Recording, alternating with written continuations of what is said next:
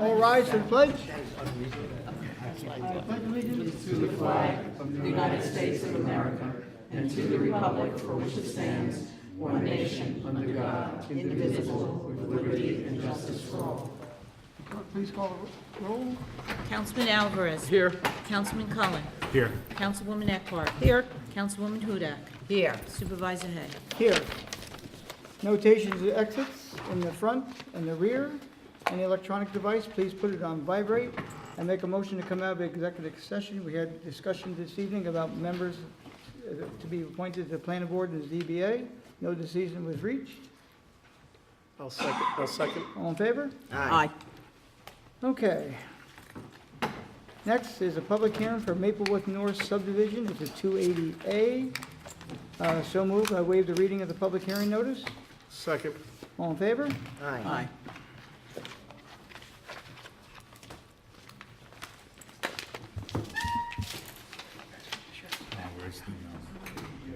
Easel. Where's this one? Maplewood. No, this is the big Oh, one. I bigger got, we're one. supposed to share. Right. Yeah.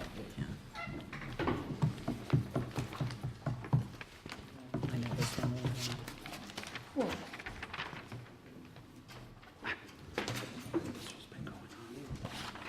Yes.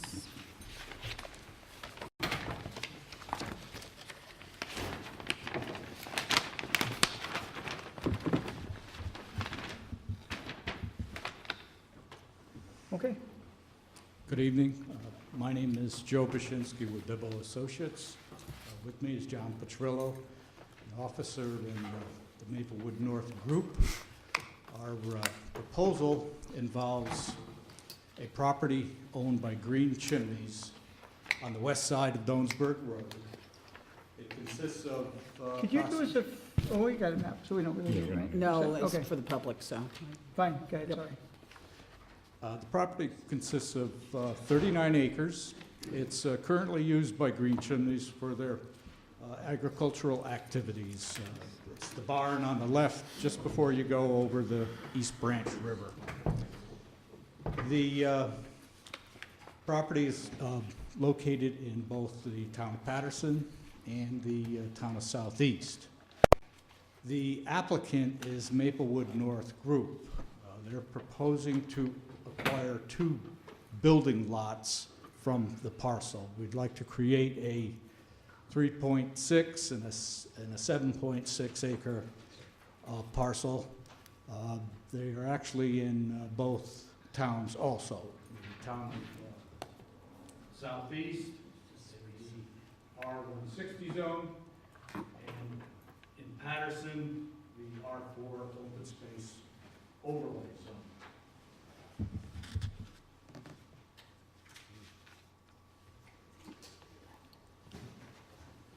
Our application to the town board is for approval to allow access to the property by easement as opposed to having frontage as required on a town road.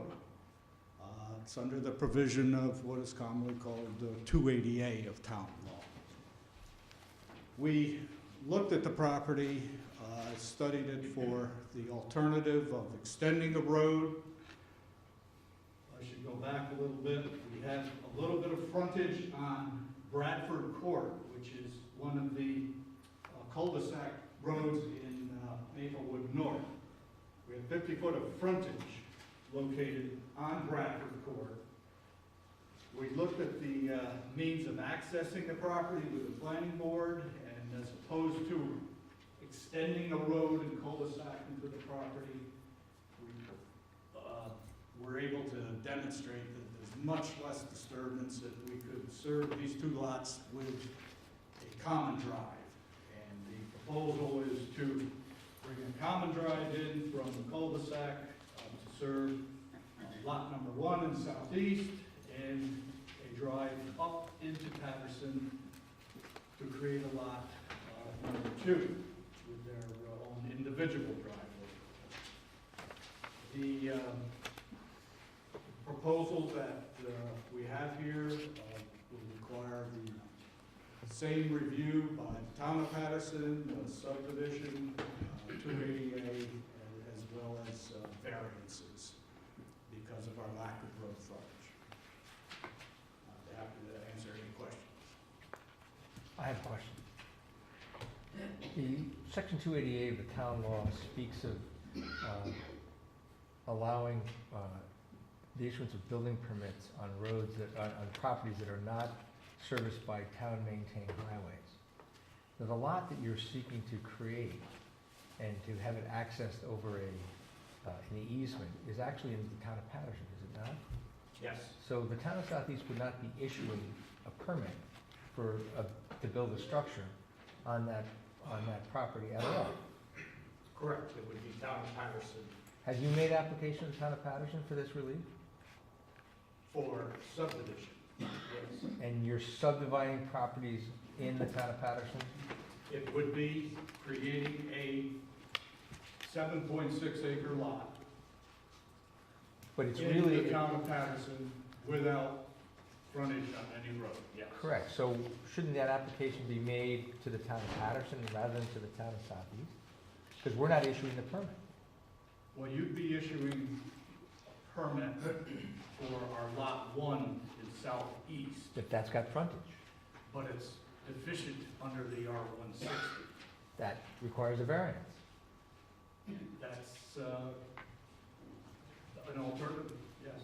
It's not an alternative, you're gonna require a variance. As well as a 288. I don't think 280A is really this town's province. Okay. If you look at the section of law, it speaks of issuing permits to build structures on lots not maintained by, or not, that do not have frontage on town-maintained highways. And the lot which you'd be seeking the permit to build a structure is really in the town of Patterson.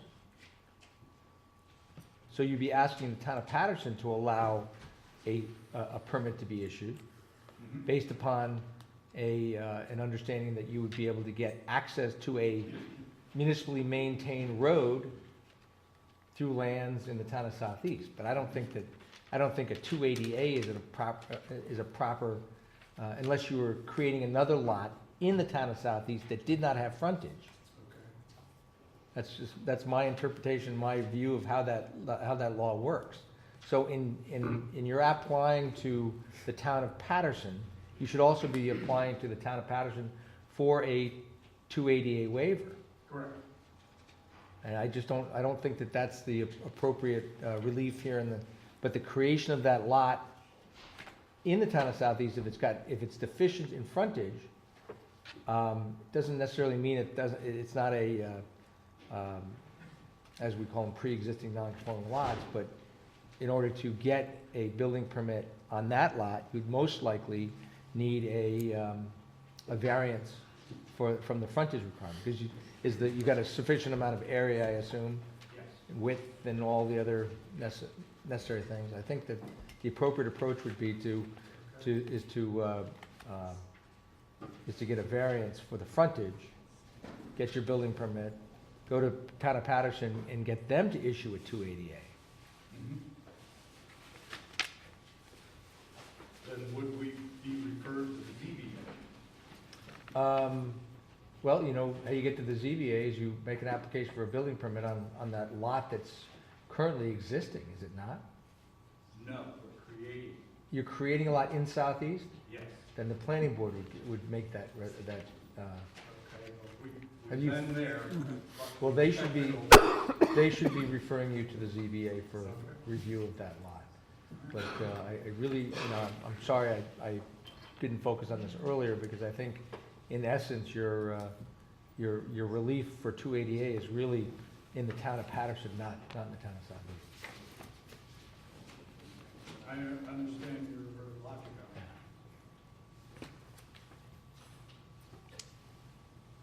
it. Okay.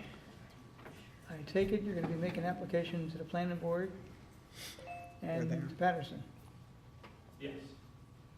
Yes, we'll pursue the variance for sufficient frontage in southeast and the various approvals that Patterson needs. if I could just, I brought it up last time you guys came forward. There has to be some sort of agreement or with the garbage pickup.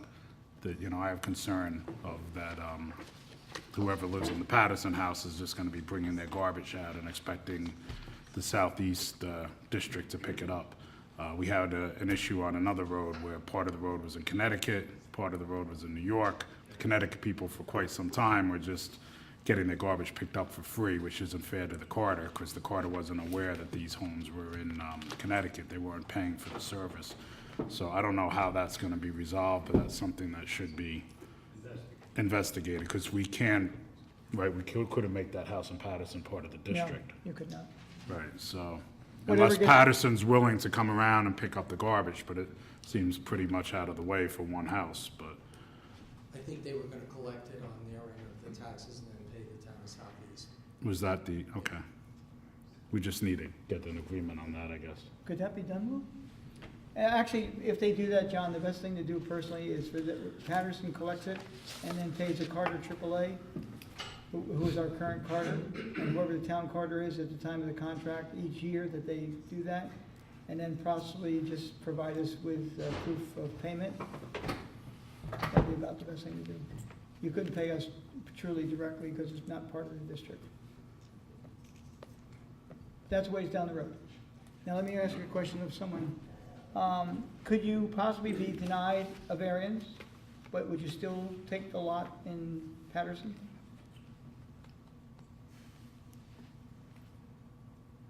I don't know, you know, again, not knowing how the ZBA will look at that. So you, say you were denied, would you still go through with the parcel in Patterson?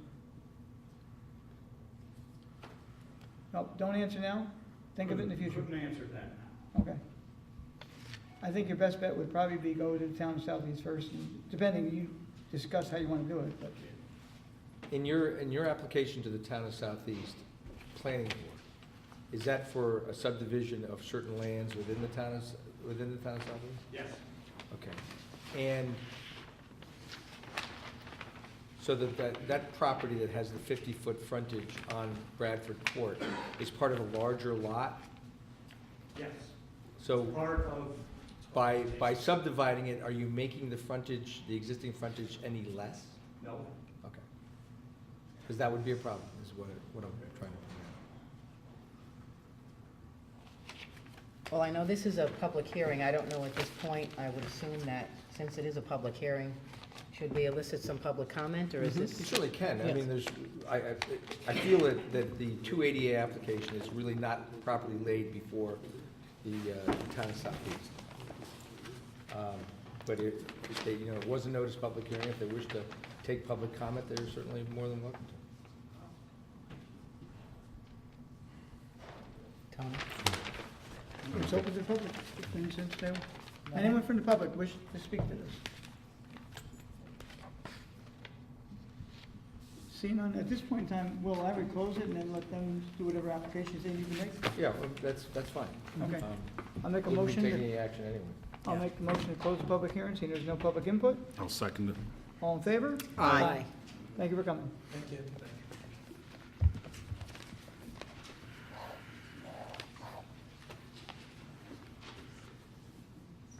Next is a work session for Brewster Honda. It's an architectural review board referral. Anyone here from Brewster Honda?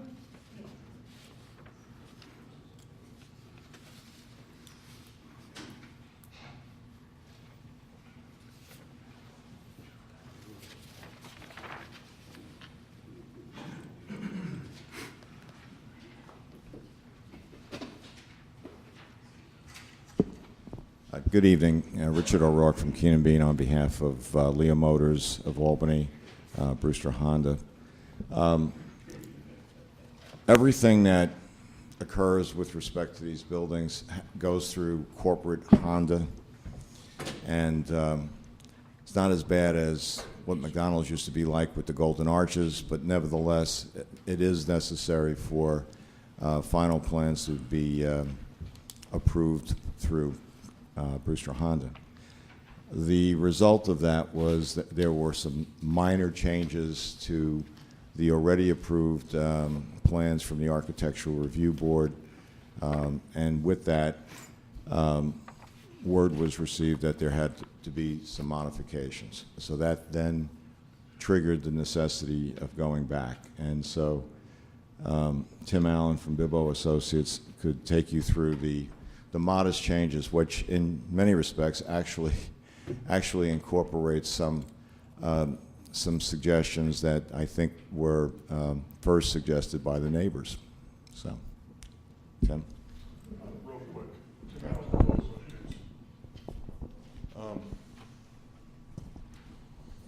We went back to the ARB with this plan. You recall the only real change to this plan from graphically, there was a large arch in the front of the blue Honda. We went back to the ARB with this plan. They had some modifications. They wanted this side of the building softened. We accomplished that through this revised plan. Essentially, the plan was very similar to what was approved. We had a lot more light and windows on the front side, which the ARB had concerns about before. That's been lessened a little bit. We've gone through the ARB twice. The first building that we had before them, they took some exception to, particularly on this side, and softening the right side of the building towards the neighbors. But essentially, the ARB really liked this plan in coming forward, and they approved it and recommended it to your board. So these are really the major changes. Everything, actually, lighting from the property is now less. The plan actually is much more, is a little better than what we had before in terms of what we were neighbor-wise, and the building's actually a little smaller than what we had been before this board previously.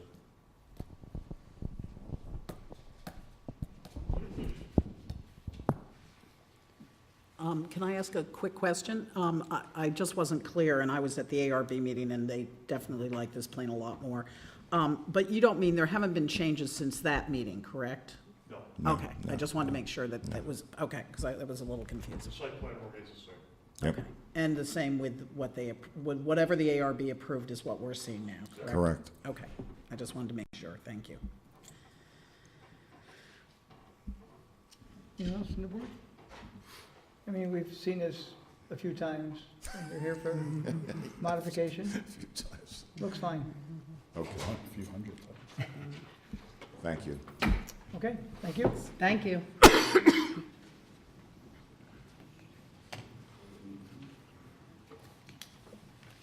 Next is the Baker Farm subdivision. It's a 280A as well. Is this in Southeast or Patterson? Or Carmel. This is all Almost in Carmel, Almost Carmel. almost Carmel.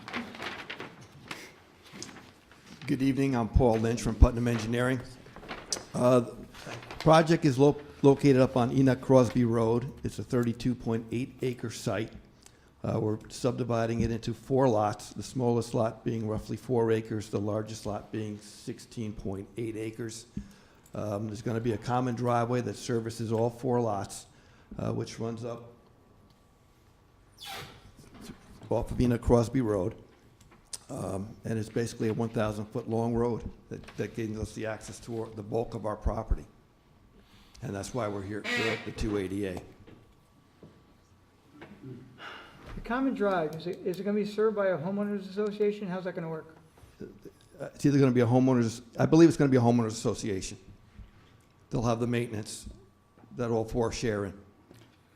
Because we've been having issues coming forward that with people with common driveways and private roads and, maintaining it. So that's something, hopefully could be taken care of now. Yes, this would be private, that would always remain private.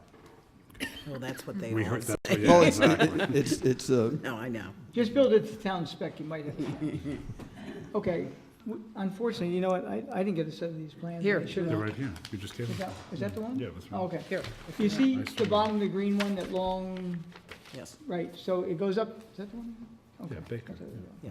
but this So you is go pretty- up yeah. to the cul-de-sac, and that serves, so the maintenance is from the bottom to the cul-de-sac itself, and that feeds off to that one, that one, that one? Each one. Okay.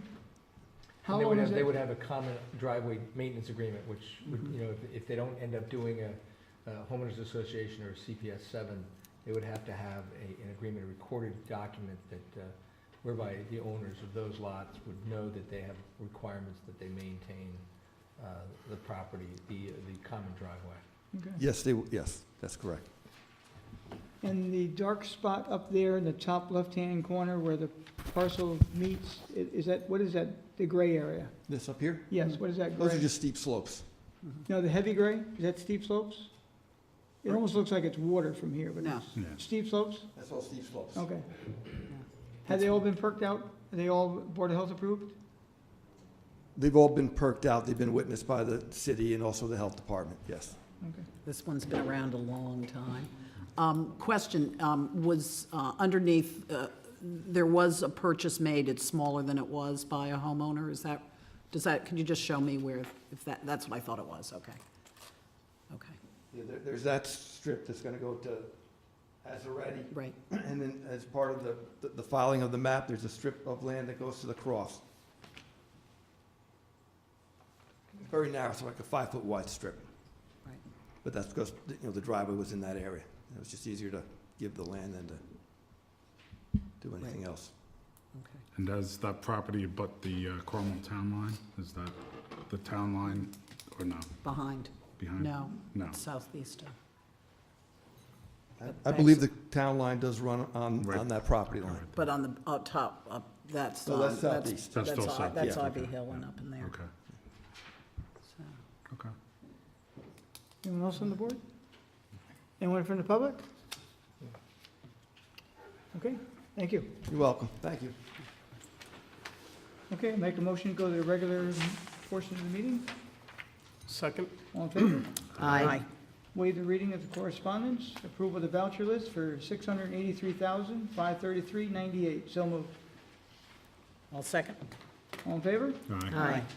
3, setting meeting dates and public hearings. All meetings will be held at 1360 Route 22, Brewster, New York, at 7 p.m. unless otherwise noted. Thursday, January 8th, 2015 will be the organizational. Thursday, January 22nd, 2015.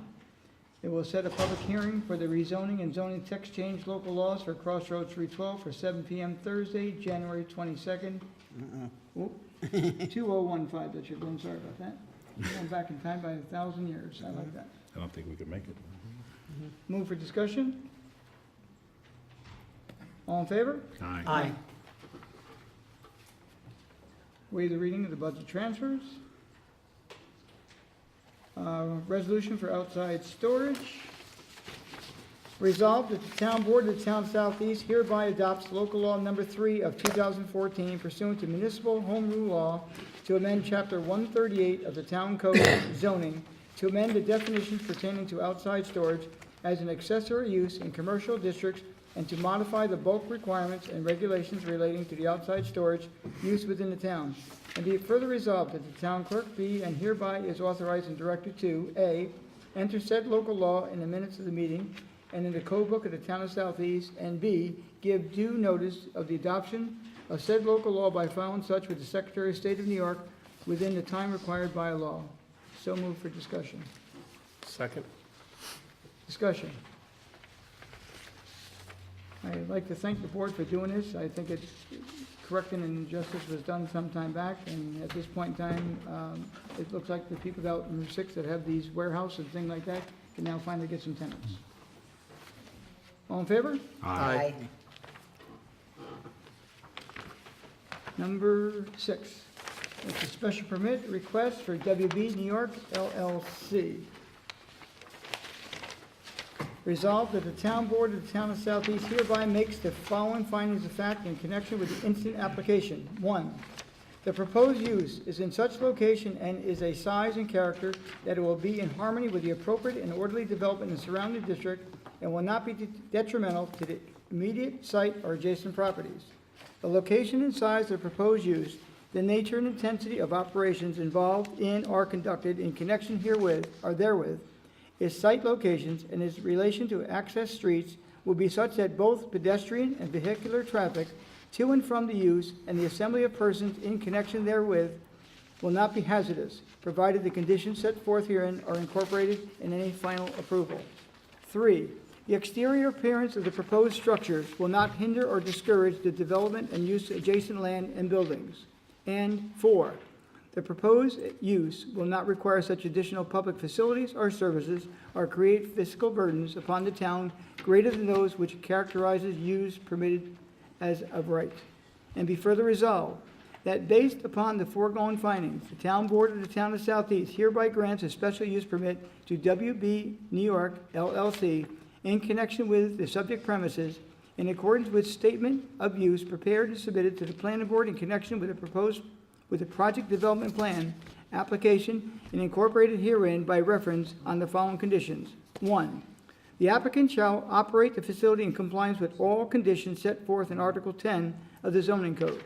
And 2, all signs or advertising in connection with the subject enterprise shall comply with the provision of the zoning code. 3, in an effort to mitigate any adverse impact of the project may have on pedestrian and vehicular traffic in the vicinity, any final approval by the planning board shall contain a condition that the applicant shall construct a sidewalk along Independent Way connected the subject premises to the existing parking facilities adjacent to the Metro North facilities located at the end of Independent Way. No certificate of occupancy or certificate of compliance shall be issued for the proposed development unless and until such sidewalk facilities are constructed and approved by the town's consultant engineer.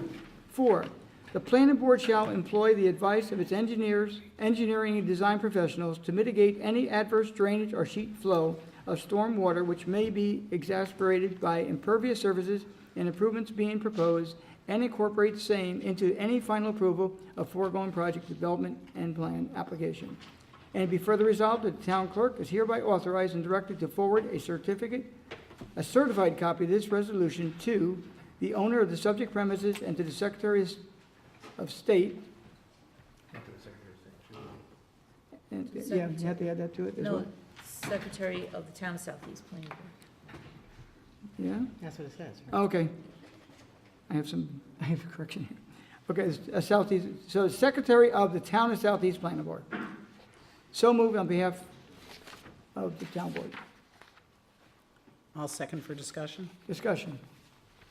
I'm happy, obviously, that this, the planning board recognized and that this was put in, that the sidewalk will be installed before there's any certificate of compliance or occupancy.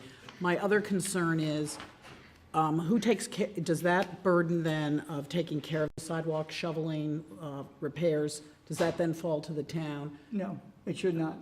Do we have to, where would that be made explicit? I think as part of our code, Is it? anywhere there's a sidewalk, it's the responsibility of the adjoining landowner to maintain that sidewalk. That's generally accepted practice in the, and if it's a municipality owns the adjoining land, then of course it would devolve to the municipality. So, and I'm not sure of this, and I should be, but I'm not, but I don't believe that the applicant or I don't think they own all the land that abuts, that will I abut. don't know that they do or don't. I'm not sure. So if there's vacant land, which I think there is, and we can find out, what are the odds that they're going to take care of that sidewalk? Or, I mean, how do we make this enforceable? Because I don't want future town boards or our town board to be getting complaints about icy sidewalks or unshoveled sidewalks or walking in the road under bad conditions because For the this sidewalk specific isn't shoveled. site, we're talking specifically this, correct? Yes, I am. Well, one would be enforced by the zoning officer of Town of Southeast, which, If there is non-compliance, it would be something that our code enforcement officers would issue violation notices for. So you're certain that this would be applicable, the fact that the sidewalks would have to be cleaned by I just would want to make certain that the code was, It's the requirement of an adjacent landowner. If there's nothing to say that the planning board couldn't condition approval of this site plan on the understanding that the owner of this facility provide or to assure that those sidewalks are kept clear. I think what we have to think of is what's practical, and if there is, if there is, and I believe there is, a vacant parcel in between, we could ticket them until we're blue in the face, but if it's not shoveled, if it's not taken care of, we're just going to have a chronic enforcement problem and issue, and a dangerous issue too. So I don't know how the rest of the board feels about this, but Well, the danger, of course, would be that also the responsibility of the adjoining landowner who failed to clear it. So, and not so much the municipality.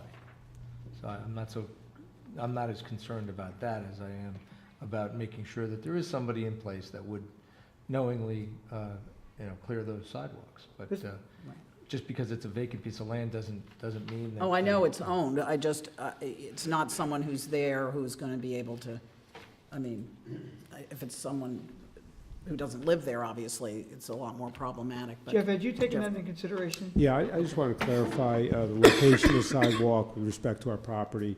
Our sidewalk actually starts up at our little waiting facility where we'll have a jitney bus.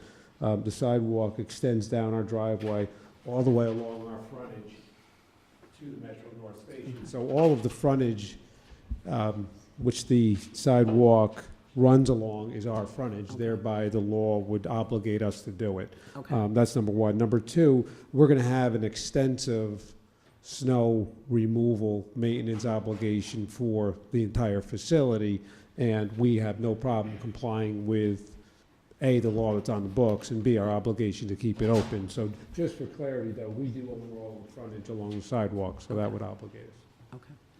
Now, Jeff, at the very end down here on the bottom right, where does the sidewalk actually end? So you go, is that piece there? That ends right in proximity of the pay station at the end of Independent Way. You know, there's a pay station right there on the left. Okay, so that's where the MTA lot is? Correct. It ends at the MTA lot. Okay, it so the feeds question directly is, there's going to be a stretch there. When you plan to do that, are you going to be doing that portion of the MTA? Are you going to stop at yours?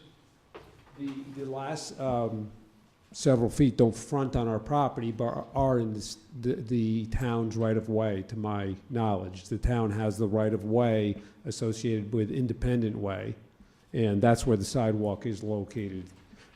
As soon as it leaves our property here, it's within the Independent Way right-of-way. Okay, my question is, you're going to do your part, and I'm not sure what the MTA is going to do. Well, we're going to maintain, You're gonna maintain? Our property ends here, so you're talking about 40 feet of sidewalk. That's not in front of us, so we have no problem maintaining that. I'm That's up not to- going to ask you to maintain, but the bottom line, the question that you're asking is, if they do their part, how do we make the MTA do their part? That's the Right. tougher question. We Yeah, can we'll- probably we'll just- enforce theirs, not theirs. Yeah, we fully plan on maintaining it, and it is within the town's right-of-way, so I believe we have the rights to go there and do what we have to do to maintain it. Don't want liability on it. I don't want liability. Sir, just, if you would just come up to the mic. On the MTA.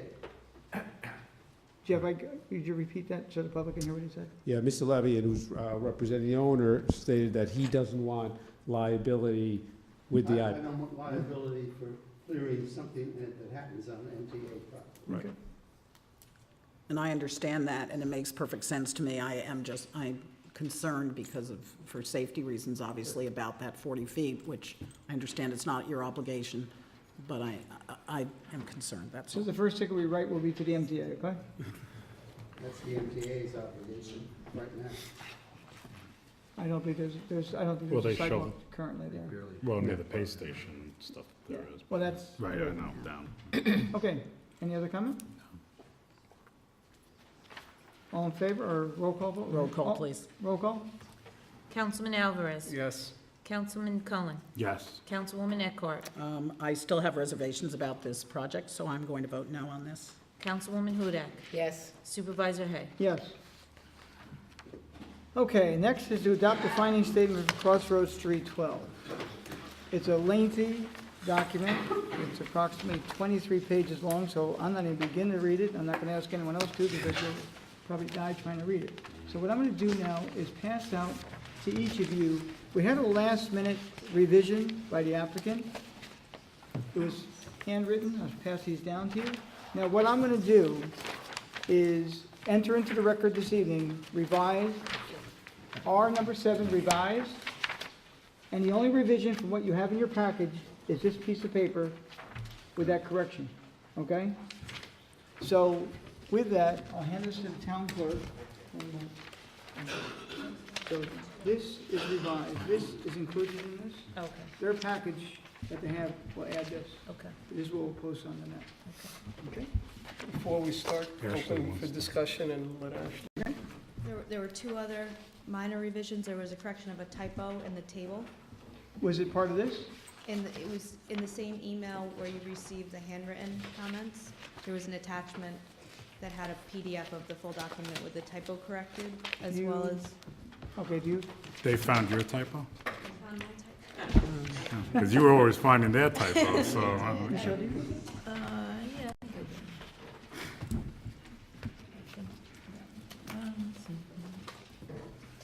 Okay, I'll tell you what we're gonna do then. So the revised one that you sent to me, Yes. does that include that change? Yes, it Which includes the change? revisions of Well, the this application. change. This change, as well as the one that she's identifying here. You wanna identify that now, quickly, just so they know? She sent it in an email. I know, Oh, okay. but I don't have it here for Oh, the okay. record this evening, so let her enter it for the record. But the official document that's gonna be posted that this board will possibly approve this evening will be revised number 7, which includes this and what you're speaking of now. So in the table, the stormwater under FEIS is corrected, the spelling. And then also there was, the second change was,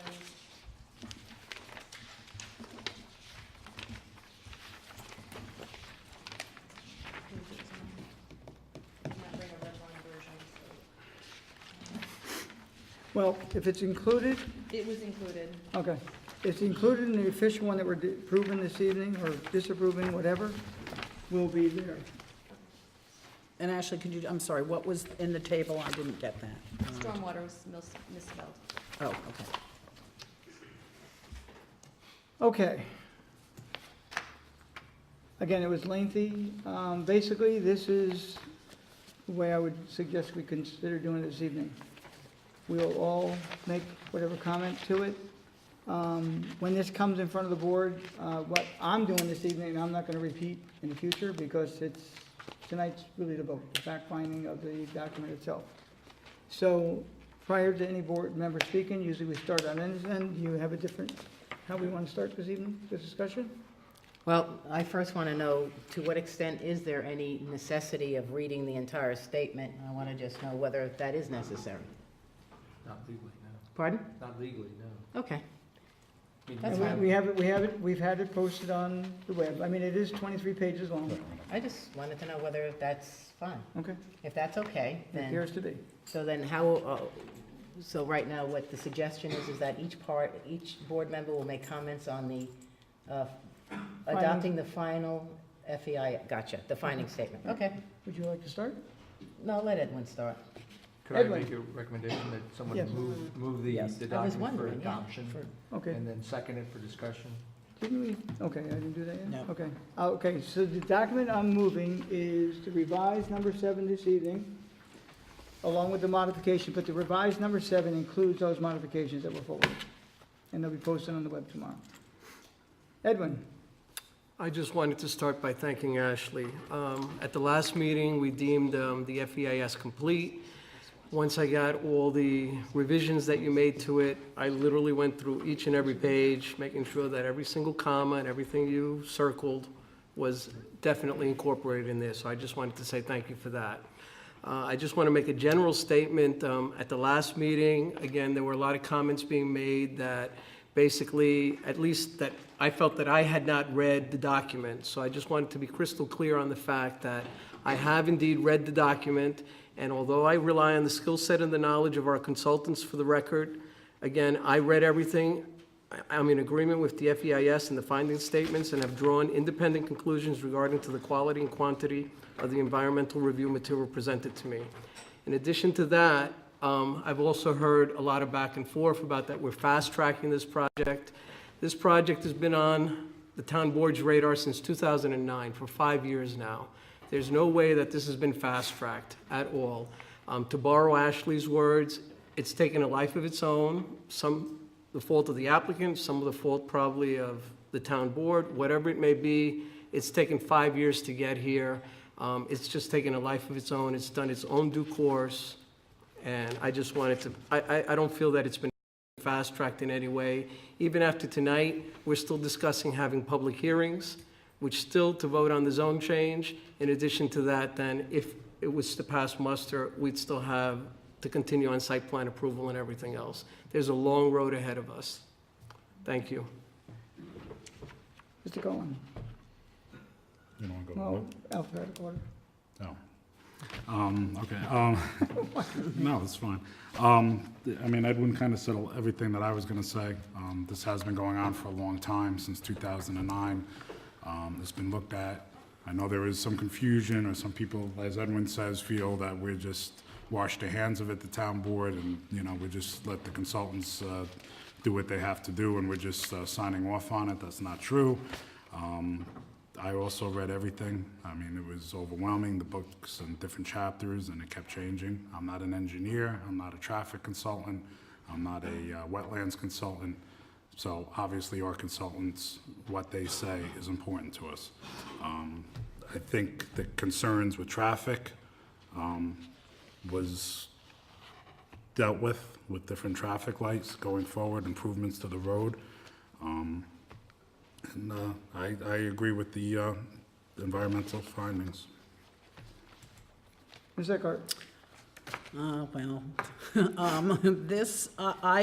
I understand that the majority of the board does feel the FEIS is complete, and so the majority does rule. I don't believe that this, I won't be voting for this tonight. I don't believe the finding statement, it sounds like the voice of the town board. I know it can't be back and forth. I know it, I understand the rules, but it just seems more like the applicant's take on things than the town board. I would like to go over a few things. I'll try to be as brief as possible. Certain areas I'm not going to touch on because I believe Supervisor Hay has studied them much more than I have, and I'll defer to him certainly on traffic. I would like to talk about the proposed, and I guess it's going to be easiest if I read this, but one consideration for me is, and it's confusing that this plan, Crossroads, is consistent with the 2002 and the 2000 comprehensive plan and the 2014 update. I don't believe that is true. I know that it's written that this could be a node for commercial development, but that's only part of it. In the comprehensive draft, which I have here, and I'll read this, it says the 2002 comprehensive plan evaluated the development potential of vacant parcels of land in the town.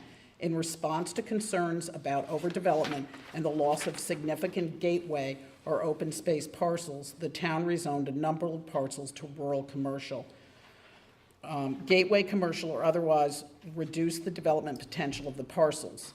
The plan specifically identified the following large agricultural or vacant parcels as being along gateways to the town on land notable for its scenic qualities and rural character.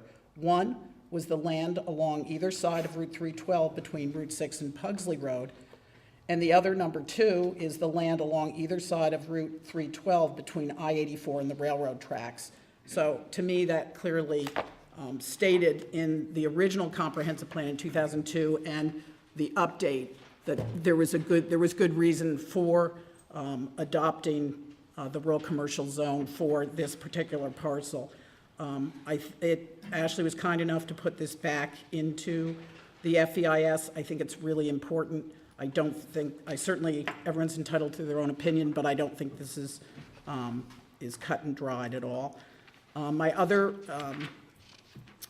The other thing that I really think is important is in the finding statement, it says the town board recognizes there is significant concern among residents of adjacent and nearby neighborhoods of the potential visual and community character impacts of the proposed project.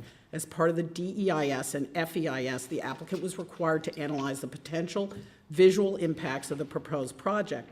The analysis demonstrated that the proposed project would be visible from the North Brewster Road neighborhood. It cites what illustrations. But from most locations, the view would be buffered by existing trees, and proposed buildings would be at a slightly lower lower elevation, than the North Brewster neighborhood.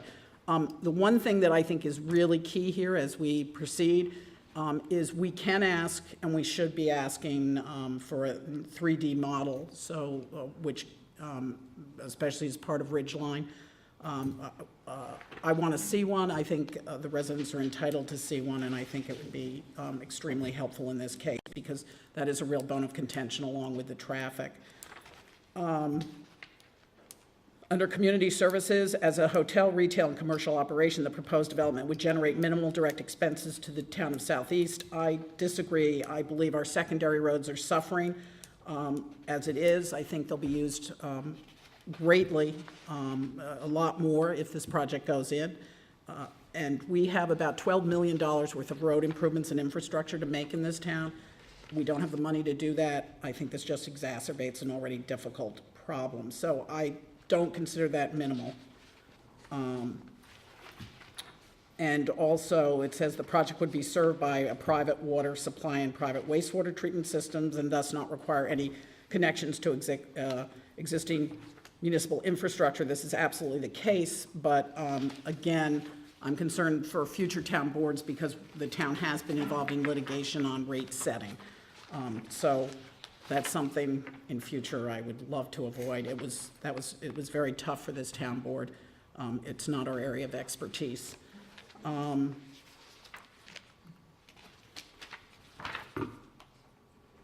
There also, it talks about, and I won't go into the financials, I think Supervisor Hay will do a better job, but what I don't like is when I see that this plan will result in significant economic benefits to the town, county, state, and school districts. I know it's significant in relation to what we're presently getting, but it's not significant when you consider that our budget without special districts is $10 million. I don't think $153,000 is significant. I don't think $1.4 million plus is significant when you take into account for the schools that it's an $85 million budget. I hardly think it matters in the grand scheme of things for New York State. I do think it is significant for the county, so I would agree with that. There will be an existing buffer of trees. This is under visual resources.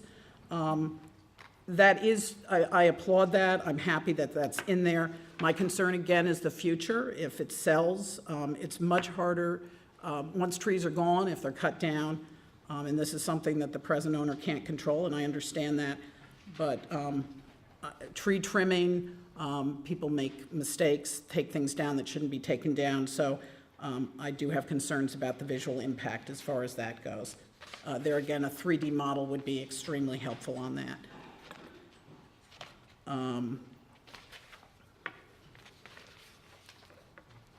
I also think on sewer, what we need to be careful of in the future for the, it seems right now that this project will fit in and does have enough capacity. But what I think this town is going to see as the market changes and life changes is that formerly approved subdivisions that were senior housing may move to become not senior. And I know that it will use more septic and more water, and I do have concerns about that. It's important that we do have a trigger so that when development changes, as it did with Town Center, and DEP then had to come in and approve larger wastewater capacity. So I think the town really needs to be careful on that as well. We have to, there's a lot of vigilance that needs to be done when if we approve a project this large, and I think that's really, really important.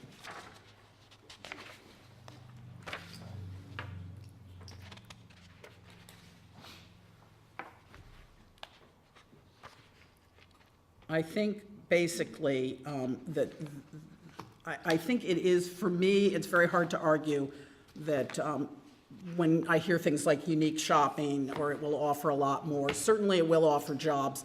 I'm not sure they're living wage jobs. I know any job can be helpful, but that's not convincing to me. When I hear about a unique shopping experience, we don't know that. We don't know what's going to go in there, if it's another nail salon or a liquor store. And I know that there are merchants in the Highlands that are concerned that it'll be redundant. That's not for us to say, but I think it makes it very difficult to claim that it is going to be unique or offer us something new, because we just don't know that.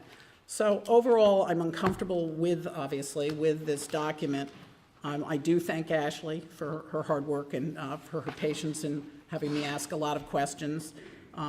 But I am not convinced that this is beneficial to the town as it stands.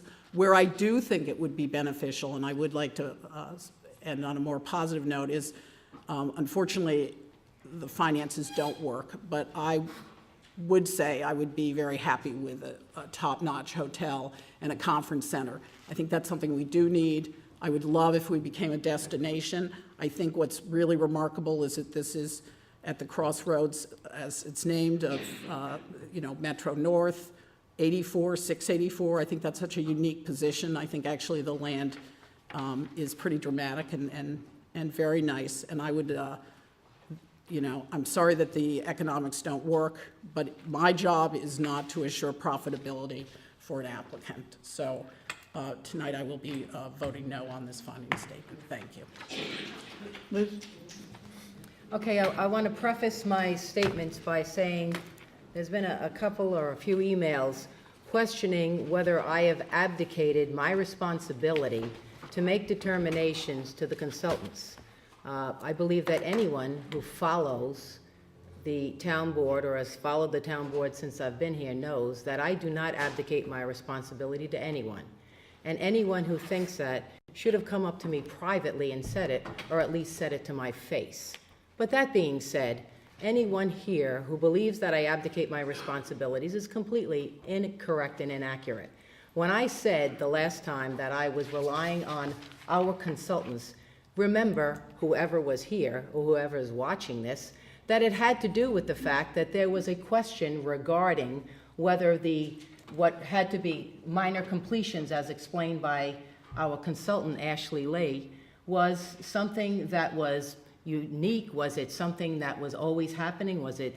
And what she said was, no, it's not a unique situation. This is what happened. And so when I say that I trust that opinion, it is an opinion that I trust, and the trustworthiness and credibility of someone who says specifically, no, this is not something that is that unusual. Under no circumstances did I otherwise abdicate my responsibilities. To those who think that I did, you have misapprehended and, quite frankly, done it in such a way that some of the emails basically impugned me, which is, I get it. Everyone has very strong opinions, but please make certain the next time that you understand that each one of us on this board have independently reviewed literally thousands and thousands of pages. And the fact that we've expressed our opinions and stated, in my opinion, that our consultants have done a very good job does not in any way relieve my obligation to make an independent assessment of any project, including this project. So I just wanted to make that clear. And it's to anyone who lives in our town, who votes in our town, and to people even who don't live in our town, who like to weigh in on what Crossroads means or what any other project. But just so that it's clear, there are certain expertises which we don't have in the town, and we need to look at what our consultants suggest. Otherwise, I'm not an engineer, as was stated by Bob. I'm not an engineer. I'm not a traffic consultant. I'm not a wetland consultant. And I think that everyone on this board reads very carefully what has been placed in these DEIS, the PDEIS, the DEIS in all of its incarnations, and the preliminary final environmental impact statement, including the environmental impact statement that was submitted the last time that I voted was complete. So let me preface that statement. Now, as far as what the finding statement has, I think there's a couple of things in here, and I'm sure that since everyone is quite certain, and just to make certain that we all looked at this statement, reviewed it with the consultants. I know I certainly did. I know that Edwin and I did. I know that Lynn has spoken to Ashley. I know that, I'm pretty sure that Tony's spoken to Ashley. But at this point in time, just a couple of comments. In the first instance, just so that one of the issues that I've had with all of this has been the traffic. I've said it from the very beginning. So when you turn to page 13 in the traffic and the transportation, page 14, there is something that says traffic operation conditions along Route 312 and throughout the study area roadway network are expected to continue deteriorating by the project's horizon year 2015 without the traffic generated by the proposed development, as traffic volumes are projected to continue to grow 0.8% annually, and several other planned developments along State Route 312 and in the vicinity of the study area are projected to be completed in the near future. Results of the capacity analysis and storage queue analysis for the 2015 no-build conditions indicated that even without traffic volumes associated with the proposed action, there will be significant deficiencies throughout the study area along State Route 312 between US Route 6 and State Route 22 and in the vicinity of the Interstate 84 interchange. The 2015 no-build analysis identifies specific locations that will experience a deterioration in level of service, increase in delay, and queue lengths that exceed available storage length. Regardless of whether the proposed Crossroads 312 development is approved, the adjacent roadway network will require improvements. So in essence, there are going to be improvements that are detailed throughout this document and throughout this finding statement that show the improvements that will be implemented to this area, an area that requires improvements regardless of whether or not there is a crossroads. And what's being proposed by the applicant are a number of significant road improvements which will otherwise, in my opinion, need to be taken by the town itself, saving significant monies along the Route 312 corridor. Therefore, the town board finds that the potential traffic impacts of the Crossroads 312 project will be mitigated by the proposed traffic improvement measures, and that the proposed roadway improvement measures will improve the overall conditions of the Route 312 corridor. Improve it. And these are additions, this is work, this is transportation work that would otherwise be needed.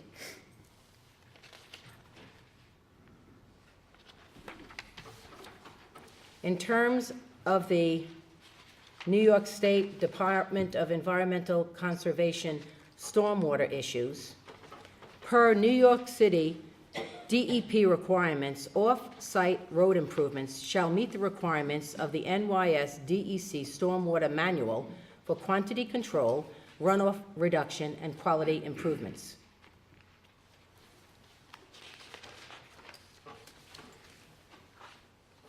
The analyses contained in the preliminary SWPPP indicate that the stormwater practices proposed for the project site will mitigate the quantity of runoff generated in each storm, even to rates equivalent or below the rates generated in the undeveloped condition. In regard to runoff quality, an analysis of effect of the project on phosphorus load contributions to receiving water indicates that the proposed stormwater practices will achieve reductions of phosphorus under loads generated in existing conditions.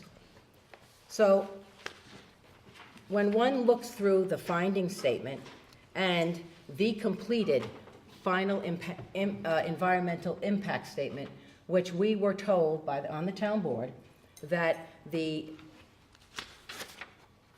changes, the additions that were necessary the last time that were described have indeed been made to the final environmental impact statement.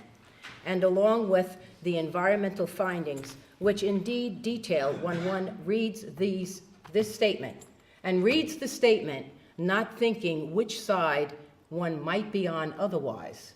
It shows that there will be improvements in this area that I believe otherwise would have had to have been undertaken by the town in the long run. It says 2015, and that's next year. That's next year.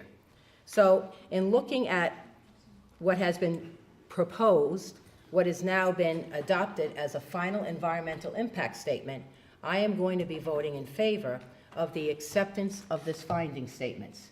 And I will say again that there is still a long road to go in terms of planning and development.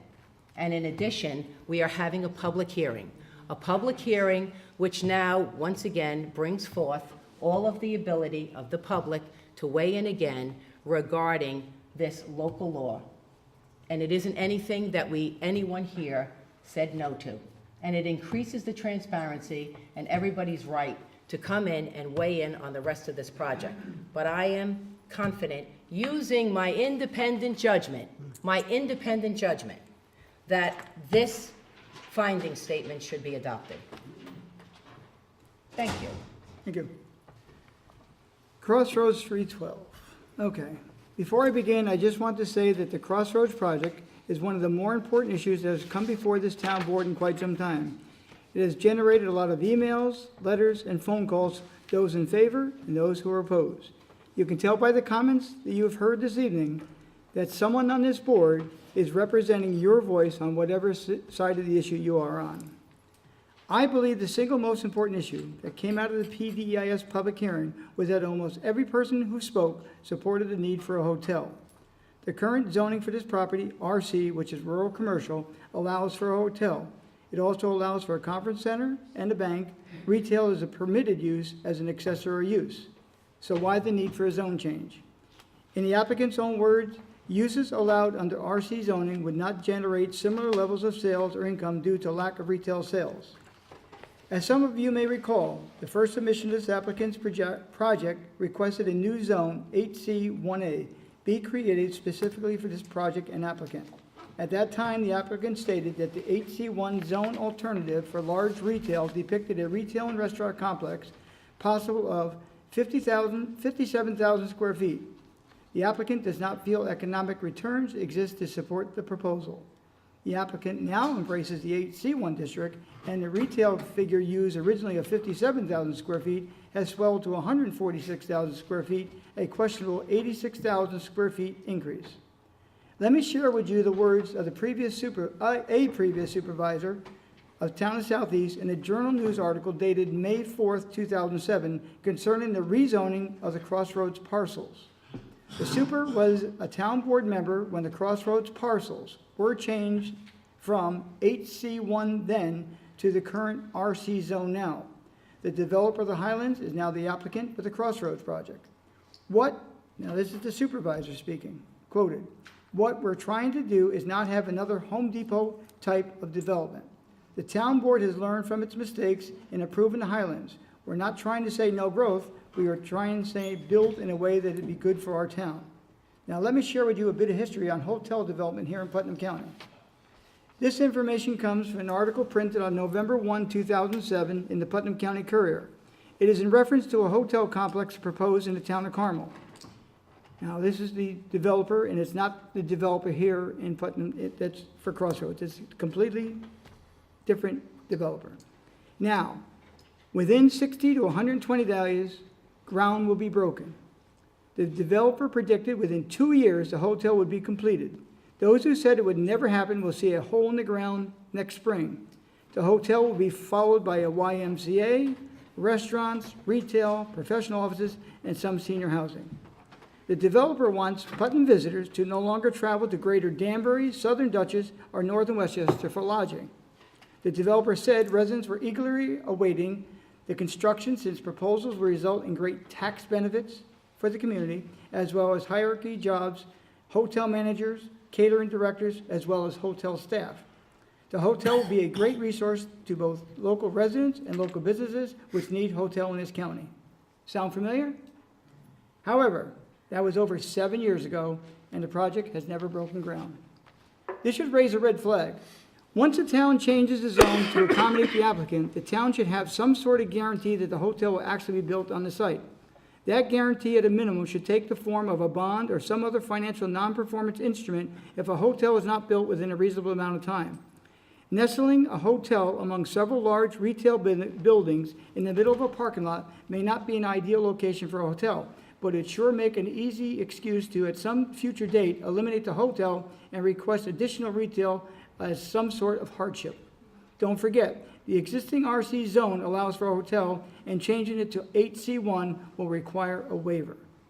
The allure of this project has captured the imagination of the public by mentioning hot-button catchphrases such as the creation of a temporary and permanent jobs, shopping opportunities, tax revenues, and more. I'll deal with jobs first. Sure, jobs will be created, but not the quality of life job that is needed to sustain one's existence to live here in Putnam County. Does the town really need another sandwich shop, delicatessen, pizzeria, hair and nail salon, dry cleaner, bank, liquor store, pharmacy, grocery store, or dollar store?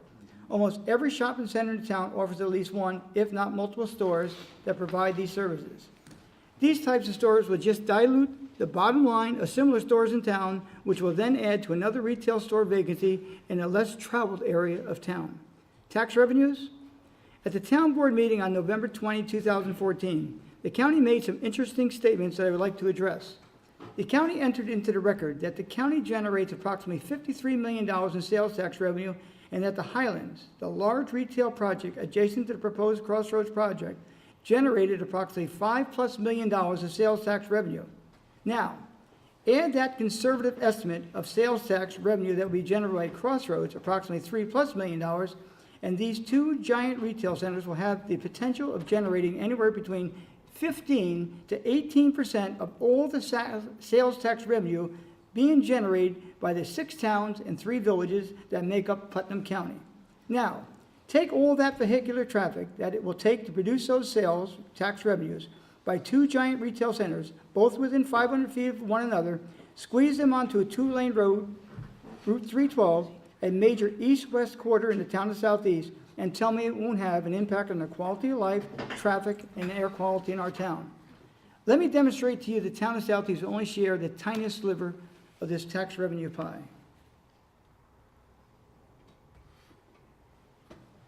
As you can see by the pie chart, no matter how you slice it, the county and school retain over 96.25% of the pie, while the town of Southeast and the Southeast Fire District retain only 3.75%. The county gets $3.2 million, the schools get $1.4 million, plus or minus, and the residents of the town of Southeast get all the traffic, air pollution, aggravation of two large retail complexes for a measly $153,000. Traffic? If I had to describe the current and future traffic conditions as reported in FEIS on Route 312 corridor in a single word, it would have to be nightmare. It appears that all proposed highways improvements proposed by this project have a single contingency if approved by the New York State DOT. Don't forget, ladies and gentlemen, they let it get to where it is today. And you heard what Mr. Hudak said earlier, and I'm going to be repeating it shortly, that there's problems out there, but they continue to allow it to go on.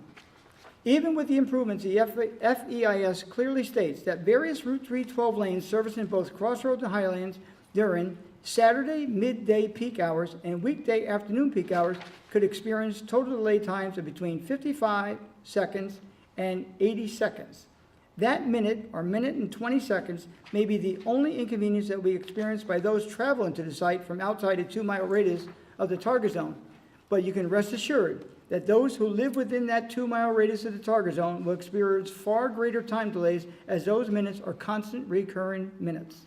The constant flow of traffic and idling cars and trucks will spew far greater emissions than if they were traveling at the posted speed limit. Vehicles can shut their air recirculating vent in their car. However, a resident in the area does not have that luxury. One thing that I've always found troubling in both the PDEIS and FEIS is that there is no mention of Sunday traffic in the written script. Now, it's in the chart, but they never mention it in the written script. Even a blurb that there is no Sunday peak hour delays would suffice, but they only mention Saturday midday peak hours and weekday afternoon hours. Evidently, Sunday must not have peak hours, and/or they must be less than Saturday or weekday afternoon peak hours, and is being considered a moot point.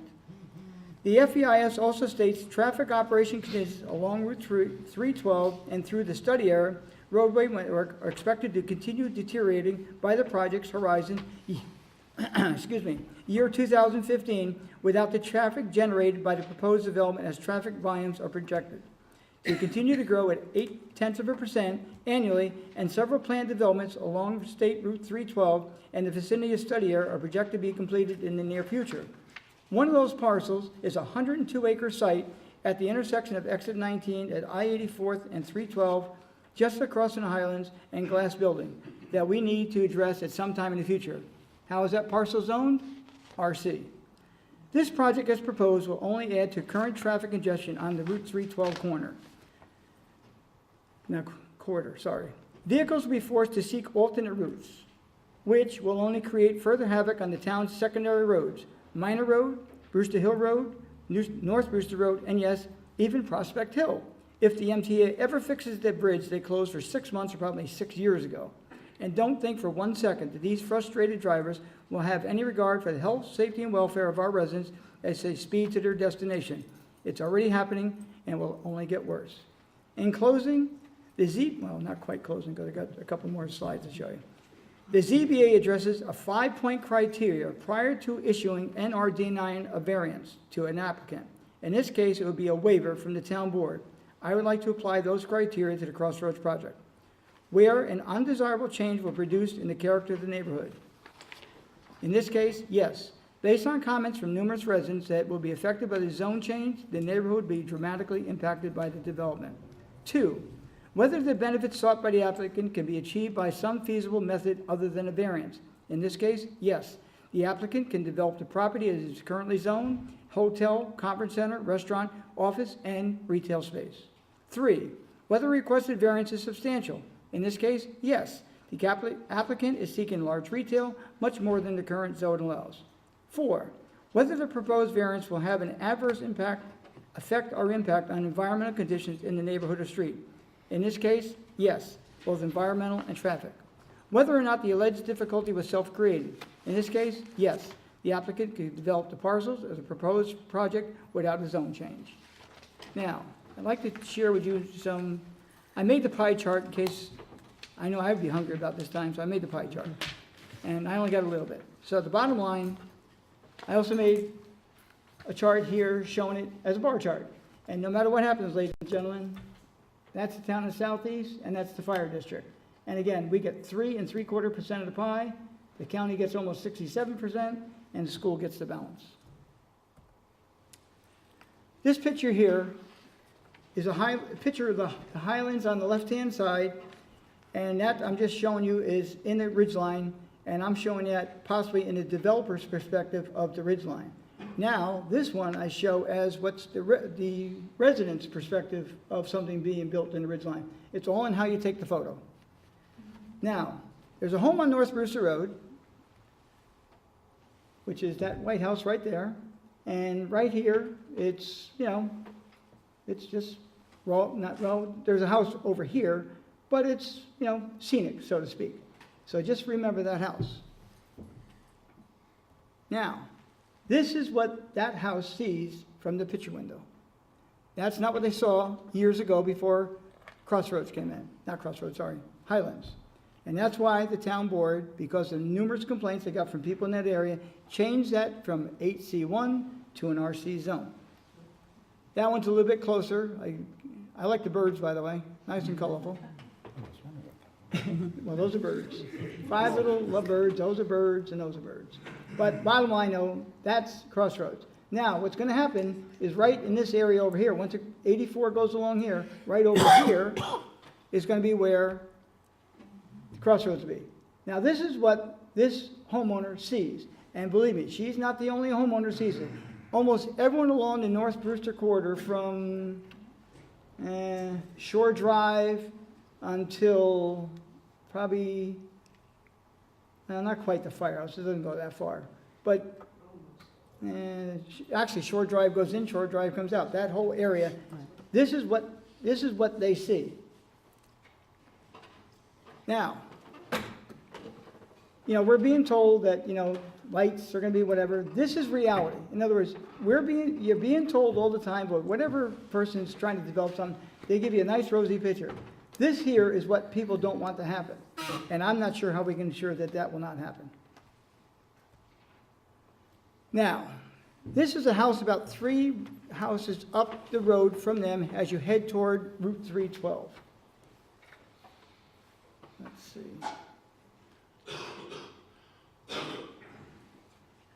Okay.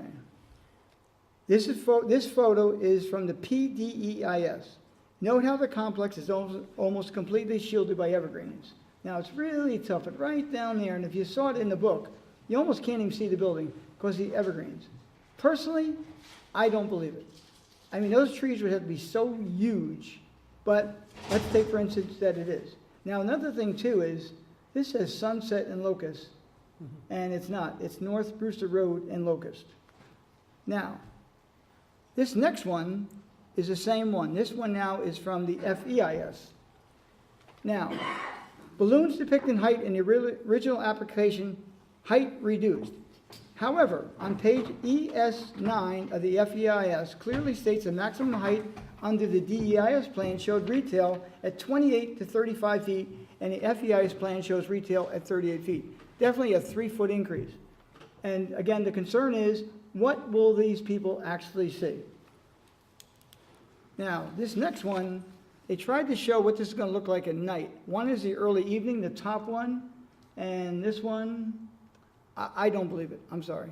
I showed you a few seconds ago what their neighbor looks like, and that's what we're supposed to see in the future. And I'm skeptical, I'm sorry.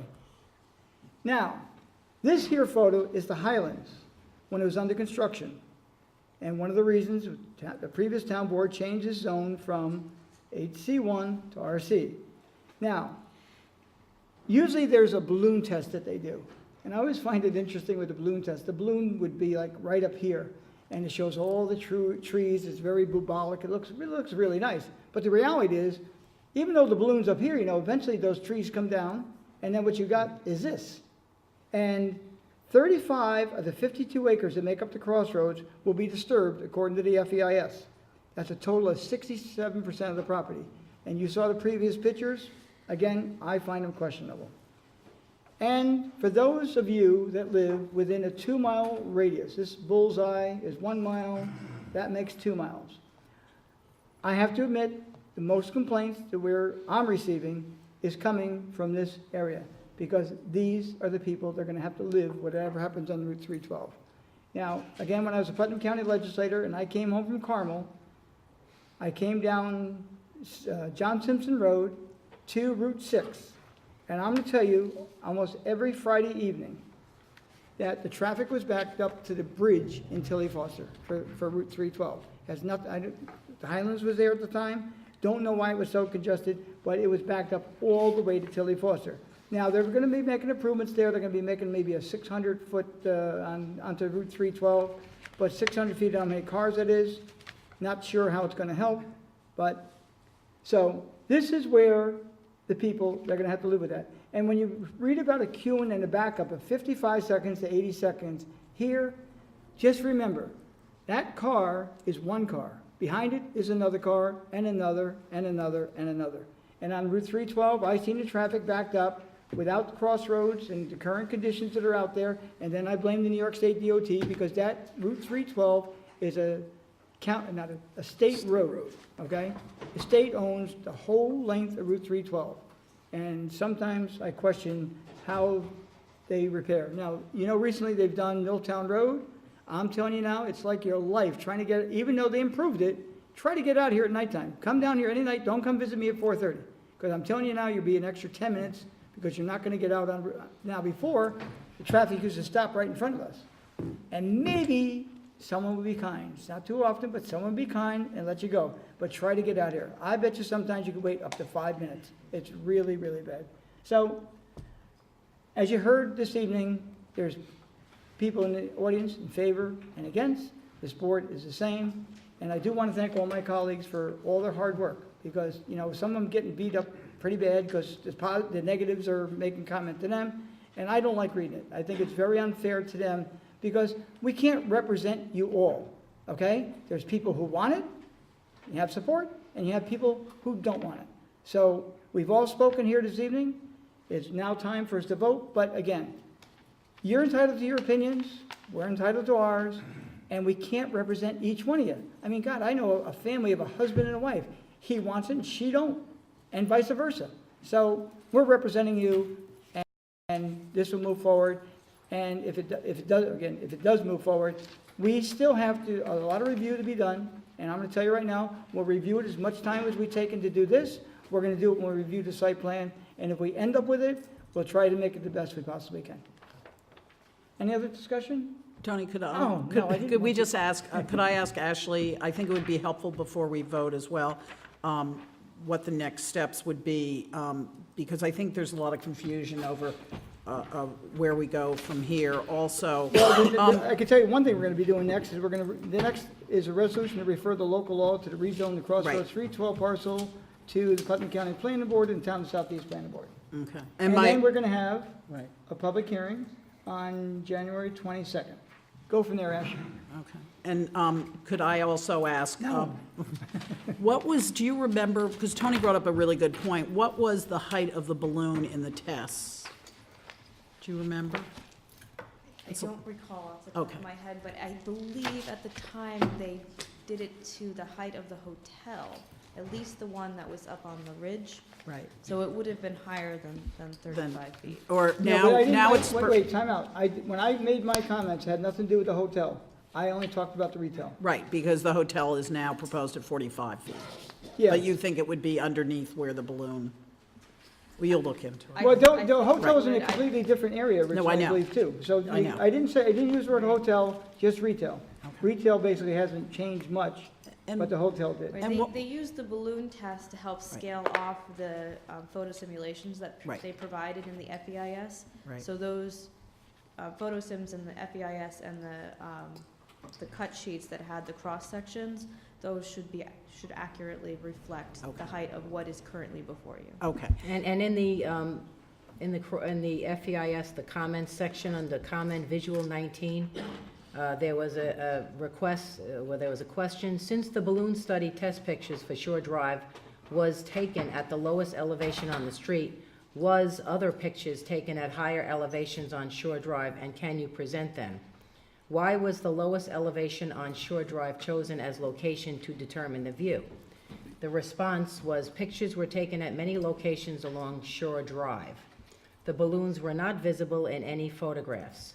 The hillside on the town land associated with Tenetta Park and the existing vegetation on the west side of Tenetta Lake block views of the Crossroads sites. Please refer to cross-section C-6 through C-10 for more information on views from Shore Drive. So that's, and I believe the balloon tests were taken back in '09, right? So In the that was middle of when. the winter, Yeah. so- That was when everything was higher. That was when the proposal was Right. for a higher hotel? Yes, Okay. It was And so the hotel's been scaled down since? yes. beginning of December 2009, I believe. Now, my Thought it was biggest during- concern with any of the balloon tests or whatever, was there. the trees will come down, like I mentioned earlier, whatever the percentage is. It's still going to be, 60% of the land is going to be deforested, okay? So you have tall trees come down, now you're dealing with dirt, they're going to spread it out, make it level, and, do different variations. I just wanted to find out a way that, not only with this development, but any development, if they say something is going to be, and it doesn't happen, we're stuck with it. If they say this tree's staying, and all of a sudden, someone makes a mistake and cuts it down, we have to live with it. Just like the traffic, we're being told we're gonna be able to solve that problem. It's gonna be resolved. But if that problem's not resolved, we have to live with it for the rest of our lives. That's the concern of anyone that's here. Because I'm telling you right now, they push a development over, not development, I'll mention it, Costco. Everyone wanted Costco here, it's not coming at the moment that I know of. But Costco on Brookfield on Route 7. I mean, people won't even go, people go to Costco, but no one wants to go visit anyone over there because you just can't get through the traffic. And that's what people are afraid will happen to Route 312. Now, if it doesn't happen, I'll eat crow, okay? But if it does happen, I'll still be eating crow. Maybe one of those pretty birds on that window. Yeah. No! What does crow taste like? also The, on, I do know In the finding statement, it's the proposed project involves a significant amount of excavation, including the clear cutting within the existing ridgeline area to establish the building pad. To mitigate this disturbance, the applicant will be required to revegetate the exposed sloped areas, including installing a buffer of trees along the eastern edge of the parking lot, the portion of the site nearest the North Brewster Road area. The planting plan will be finalized during site plan review. So that's another step. That's another step that is going to include what apparently would be helpful to you, us, everyone. It says, but shall include a mix of native evergreen and deciduous trees to provide a natural edge to the development. The applicant shall be required to revegetate the entire slope, and large expanses of riprap shall be prohibited. But this is something that's coming up. So this is something that we as a town board, planning, need to focus on to make certain that what is stated in here is properly done, correct? Yes. And then the applicant will be required to do that.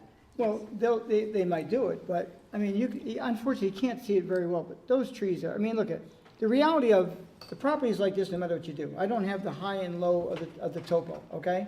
And 67%, 67% is gonna be deforested, okay? And the land goes like this. So for and the tree's like 40 feet high. Well, they're not gonna replant, and as you go downhill, you need a tree that's 200 feet high. I don't know. I don't know the numbers, but the reality of it is, we say one thing, we approve one thing, and then the reality of the situation doesn't happen. Like the developer of McCarver, gonna build a hotel, gonna have all these fancy things. 7 years later, it didn't happen. So words mean nothing. The reality is, what is the final, and how do we hold their feet to the fire? I mean, they'll plant trees, and I think they said 15 to 20-foot trees, but if they cut down a 40-foot tree, what's a 20-foot tree gonna do us? And it's also on an angle. Now, I won't make it that much, like this, okay? Anyway, continue. Answered. Right. And could I clarify one other thing? If 312, if the conditions do worsen as is projected, even without the crossroads being approved, who is responsible on 312 for those if the crossroads isn't built and we need lights and we need things? Being a state road with the New York State DOT, so it will not cost the town money, correct? It would be the responsibility of the DOT. Okay, I just wanted to clarify that. Yeah, Thank except that We in the pay long state run, taxes. you're still going to have an increase in taxes anyway, which would be, when we talk about direct taxes, Right. you know, when we say that it's generating these taxes, just remember, and as far as Route 312, but I think that the primary concern that Tony has and people have is the fact that the traffic is backed up, the road itself is not surfaced properly, and, you know, and quite frankly, even Tony said, basically the DOT hasn't done the job that they're supposed to do. And you're not going to be able to tell me that there isn't going to be any impact monetarily or economically on people who are driving there, because that's the crux of really what Tony's saying. Remember, there's what he's citing. I mean, what about all those cars, you know, spending and using gas on the roads? So, Okay. I mean, ultimately, it affects us. Okay, so Yes. after we have the public hearing, Right, so once the public hearing is closed, you would be able to take action on the zoning amendments and the map change. If you vote yes, then the applicant would then proceed with site plan and special permit approval through the town board. The town board would hold a public hearing on the site plan and special permit. You would also make referrals to the county and to the Southeast Planning Board and the Southeast Architecture Review Board for their reports and recommendations. But the final action would then be with the town board. now, one of the things I really have a problem with this document we're approving tonight, I don't think the town board should be involved in this. I really don't. I don't know why the previous town board wanted this. I mean, we're gonna have it thrown into our lap, and it states in here. I mean, we could always change that, ladies and gentlemen, and let it belong where it belongs, with the planning board. That's what they're there for. We don't wanna take the zoning board of appeals job, which we can't because of whatever. But I mean, why do we want this?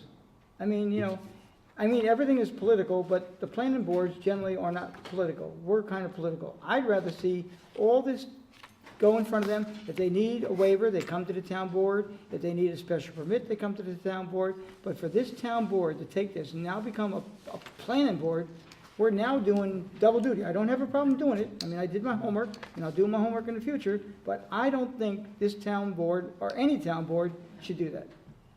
I just want to say, I object right away, you know, that this is political. I hope you're not saying that this town board would do anything politically after we worked so hard, reviewed the documents, No, and but really we're- did a heck of a job. But we're elected, it's Well, I political. understand, well, Well, that's what I meant by elected. but people who are appointed by the political board then, correct? Well, it's not, I don't think it's the same.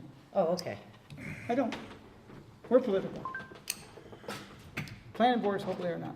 And it's not that we do things politically, but we answer directly to the public. Well, as long as you clarify, because to me, I think that this review and everything that we've done, you know, particularly by this board, has been pretty apolitical. Well, I think so too, but that's not what I hear out in public, but that's beside the point. Well, you could hear a lot of things out in public, but I gotta tell you, you have to sit back and look in the mirror one day and say, hey, this has not been a political process as far as I'm concerned. Everybody's worked together. I believe I have. And when you mention, hey, that was me. But I do look in the mirror every day and I don't see good things, but life goes on. Okay, Ashley, where do we go? So you have the finding statement before you this evening, so you can take action on that. You can also set the public hearing for the zoning text change and zoning map amendment, as well as the referrals to Putnam County and the planning board.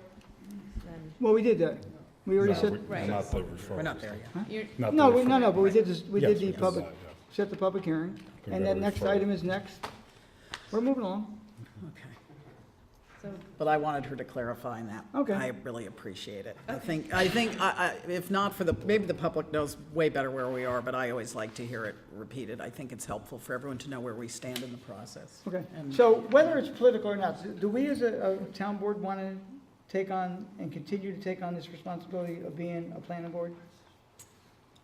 I had asked that question a couple of meetings ago as far as But this doing it document- this way. Yeah. So what do we want to bring it up in the future some point in time and make the change? Because I think we should really discuss with the planning board as well. Is this something that this town board or any town board wants to do? I don't think it's a thing for us to do. I don't mind it, don't get me wrong.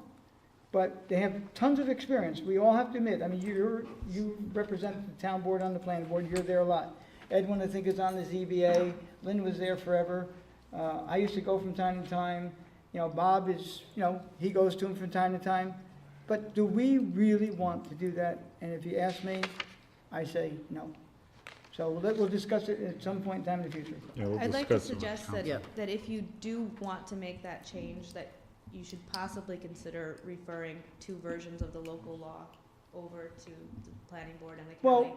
Because if you do make that change, that's a pretty substantial change to the Yes. text that's before you. No, we're gonna leave the text, we're gonna leave everything, we're not gonna do, I don't hear I'm delaying the project or anything. We're gonna Tony, let, excuse me, Mr. Supervisor, the text of the local law is what establishes the jurisdiction for this board to review large retail. okay, and we can do that this evening. We can change it in the future, could we not? You can adopt another local law. Right, and that's what I suggest we do. Pass this the way it is and get this Well, you thing, won't be passing it tonight, you've set the Well, public hearing. set And the then public what- hearing, what- but- What Ashley has recommended is if you've got a concern, then we should submit two versions of a proposed local law, and you all make the determination of which one you want to ultimately adopt.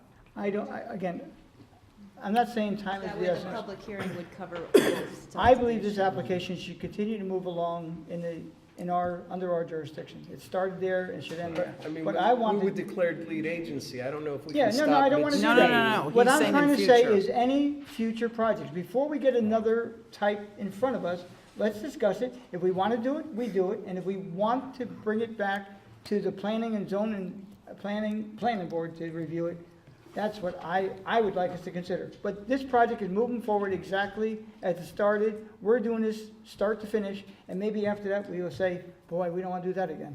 Well, no, but I think we should be pretty assured that if there is a zoning change, that there probably will be in the future other RC zones that want the change as well.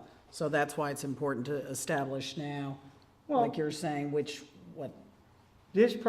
Personally, this moves along and Right. stays the track it's Absolutely. going. Because we're lead agency. What we will do Right. in sometime in the future, like, next meetings after that, discuss this. Do we really want to do this? Another If I board? could make another Right. clarifying point. Okay. This board will always be the board that determines whether or not a zone is changed. Oh, yeah. It- But the they want to issue keep is- it, The issue Right. is whether or not It this board stays. acts as a planning board for large retail development. right. But this board would decide Right. if we want to be the planning Yeah, board. So we ultimately, really Well, don't. right we- now, I think what right now we Tony's are, but Right. do we really want that? For some reason, But I some, think when that project comes, we can decide that. I think we should do it long before another project comes. I don't think we're gonna see one for I mean, maybe none 6 of, months. none of us were on the board when this was. I know, and I read what a Right. previous supervisor had to say. They had different thoughts. They didn't want signs, they didn't want this, but they wanted this in front of them. I just don't think we should be doing it. I think one of the things we've tried to discuss in the past is to streamline projects in the sense of not having them go to the planning board, waste, let's pretend, 18 months to then come before this board to then find out we're not going to approve a project. And I think that the thought process behind any of this was, this way, they know, the applicants know upfront whether or not we're going to approve a zone change or not, and then it ends there or begins there, as opposed to, spending another 5 years, let's say, before the planning board, come to us, have everything I mean, Brewster Honda is almost a perfect example of how many times they've come back and forth, and I think it would be nice to know ahead of time whether or not, the zone change is even possible. Well, the I problem, mean, Edwin, really, the problem there is the damn seeker process. I mean, they're the ones that require Yeah. that. And what also. but I and what think the also- process is backwards, But and it I think is. that's why we've tried to But even- basically streamline it a little bit. But as long as Honda's, I mean, we've maybe had a completely change of a town board. If there was an election this year and we had, say, 2 board members or 1 board member switch, and we took on a environmentalist, and all of a sudden they Right. don't want it, then the poor applicant is now stuck in between. Okay, a but rock and a but hard I place think really, again. really what it comes down to is we're going to continue. This uh, project. We're continuing the We can't project. change this. No, I we're think we not- can have a work session, perhaps what we can do is, discuss the different parameters in a better way, but I just think that right now, Yeah. we're speaking about whether we're adopting the Crossroads 312 Statement of Environmental Findings. Okay, it's been seconded and moved. Was it? Now- Wasn't second. No, it wasn't It wasn't- second. How do we have discussion without? For- Lynn- for Lynn discussion it was. did it. No, We did all actually, that? no. Wasn't Oh, we it? have to No, start I thought for again. discussion. Have to do it again? Let's do it all over again. Okay, who moved it? I You did. moved. You did. And no one seconded? No. I did. Oh, it- Edwin says he I had did. said Ashley wants to talk, let's open this up for discussion. So Okay, technically, I Edwin. moved it. Okay. I didn't want to do that again, jeez. Okay, roll call vote. Councilman Alvarez. Yes. Councilman Cullen. Yes. Councilwoman Eckhart. No. Councilwoman Hudak. Yes. Supervisor Hay. No. Resolution number 8, resolution, refer local law to rezone the Crossroads 312 parcels from RC to HC1 and the local law for text change to the Putnam County Planning Board and the Town of Southeast Planning Board. So, I just said it. Resolved that the town clerk is hereby authorized and directed to forward a copy, certified copy of this resolution together with copies of the proposed local laws to amend the zoning code and map to the planning board and director of Putnam County Division of Planning forthwith. So moved. Second. Discussion. Roll call vote. Councilman Alvarez. Yes. Councilman Cullen. Yes. Councilwoman Eckhart. Yes. Councilwoman Hudak. Yes. Supervisor Hay. Yes. No matter what position we take, it's got to be reviewed. Number 9, resolution authorizing supervisor to sign the KVS Information System contract. Resolved that the Town of Worth, Town of Southeast hereby accepts the proposal of KVS Information Systems, Inc. for information technology services and authorizes the town supervisor to execute any and all contracts, memoranda of agreement, or other documents necessary to employ the services of this vendor in a manner and form as it may be approved by the town attorney. Be further resolved that this resolution shall take effect immediately. So moved. Second. Brief discussion. We're networking the town. I know you all love the new voucher system. I mean, we don't have to come in anymore. Yes. It's done at home. And this is an expansion of that, and the town will be networked probably almost 100% by June of next year. Okay, all in favor? Aye.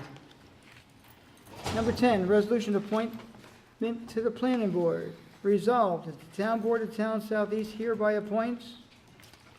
I'd like to make a motion to appoint Paul Yankee to the planning board. I'll second it. Discussion. All in favor? Aye. Resolution is number 9. Did you say resolve, that the appointment shall take place? Did you say that, please? Okay, sorry, I did not. Resolved that the appointment shall take effective on January 1, 2015, and upon the taking and filing of the appropriate oath of office of the aforesaid appointee with the clerk of the town of Southeast. Passed already. Okay. Number 11, resolution to appointment to the ZBA. Resolved that the town board of Town of Southeast hereby appoints. I would like to make a motion to appoint Deborah, D-E-B-R-A, as Kaiser. And sorry. Go ahead. Pardon? Sorry, go ahead. You just Okay. can't wait to. I know, I know. Deborah S. Kaiser to the Zoning Board of Appeals for the town of Southeast. And it's with great pleasure that I second that motion. It will be wonderful to have a woman on the zoning board, so. To a full term of the Southeast Zoning Board of Appeals, and be further resolved that this appointment shall take effect on January 1, 2015, and upon the taking and filing of the appropriate oath of office of the aforesaid appointee with the clerk of the town of Southeast. All in favor? Aye.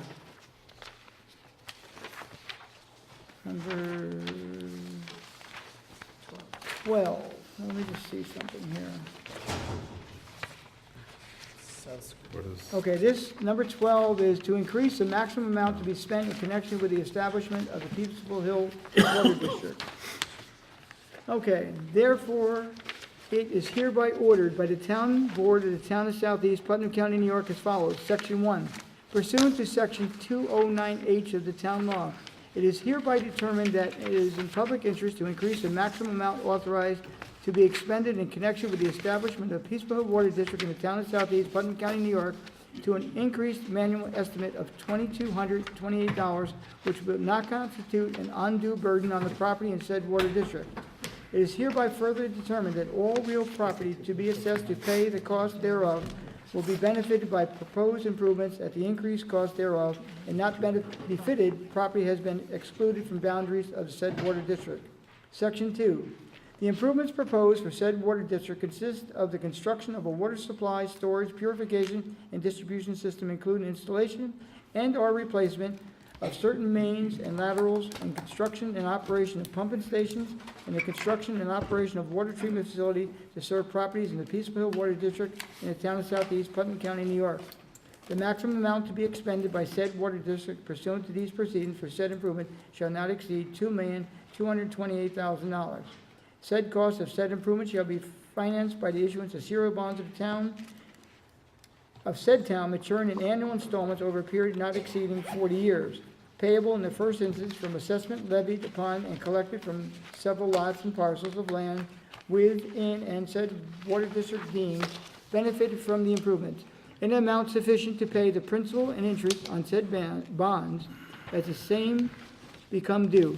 But if not paid from such source, all taxable real property in said town shall be subject to the levy of ad valorem taxes without limitation as to the rate or submission amount to pay the principal of interest and said bonds as it shall become due. Section 3, this order is hereby adopted, subject to permissive referendum, and town clerk shall publish a notice of adoption thereof, together with a full text, including Exhibit A hereof, within 10 days of the date hereof, in the official newspaper of the town of Southeast. Post same, the official signboard and website of the town of Southeast with the 10 days hereof. The question of adoption foregoing ordered duly put to a vote of roll call, which resulted as follows. So, I move, is there a second? Second. Discussion. The only point that I'll make is in Section 1, just to clarify, but you had corrected it in Section 2. The amount you had said was something akin to $228,000. It's $2,228,000. Just I was wanted to thinking, clarify. I was thinking the sales tax we give the county. That's right, exactly. Okay, sorry about that. Okay, I moved it, you were seconded? Discussion further? All in favor? Aye. And all the parcels of land follow behind it. I don't know why they can't put them on one page, but, okay.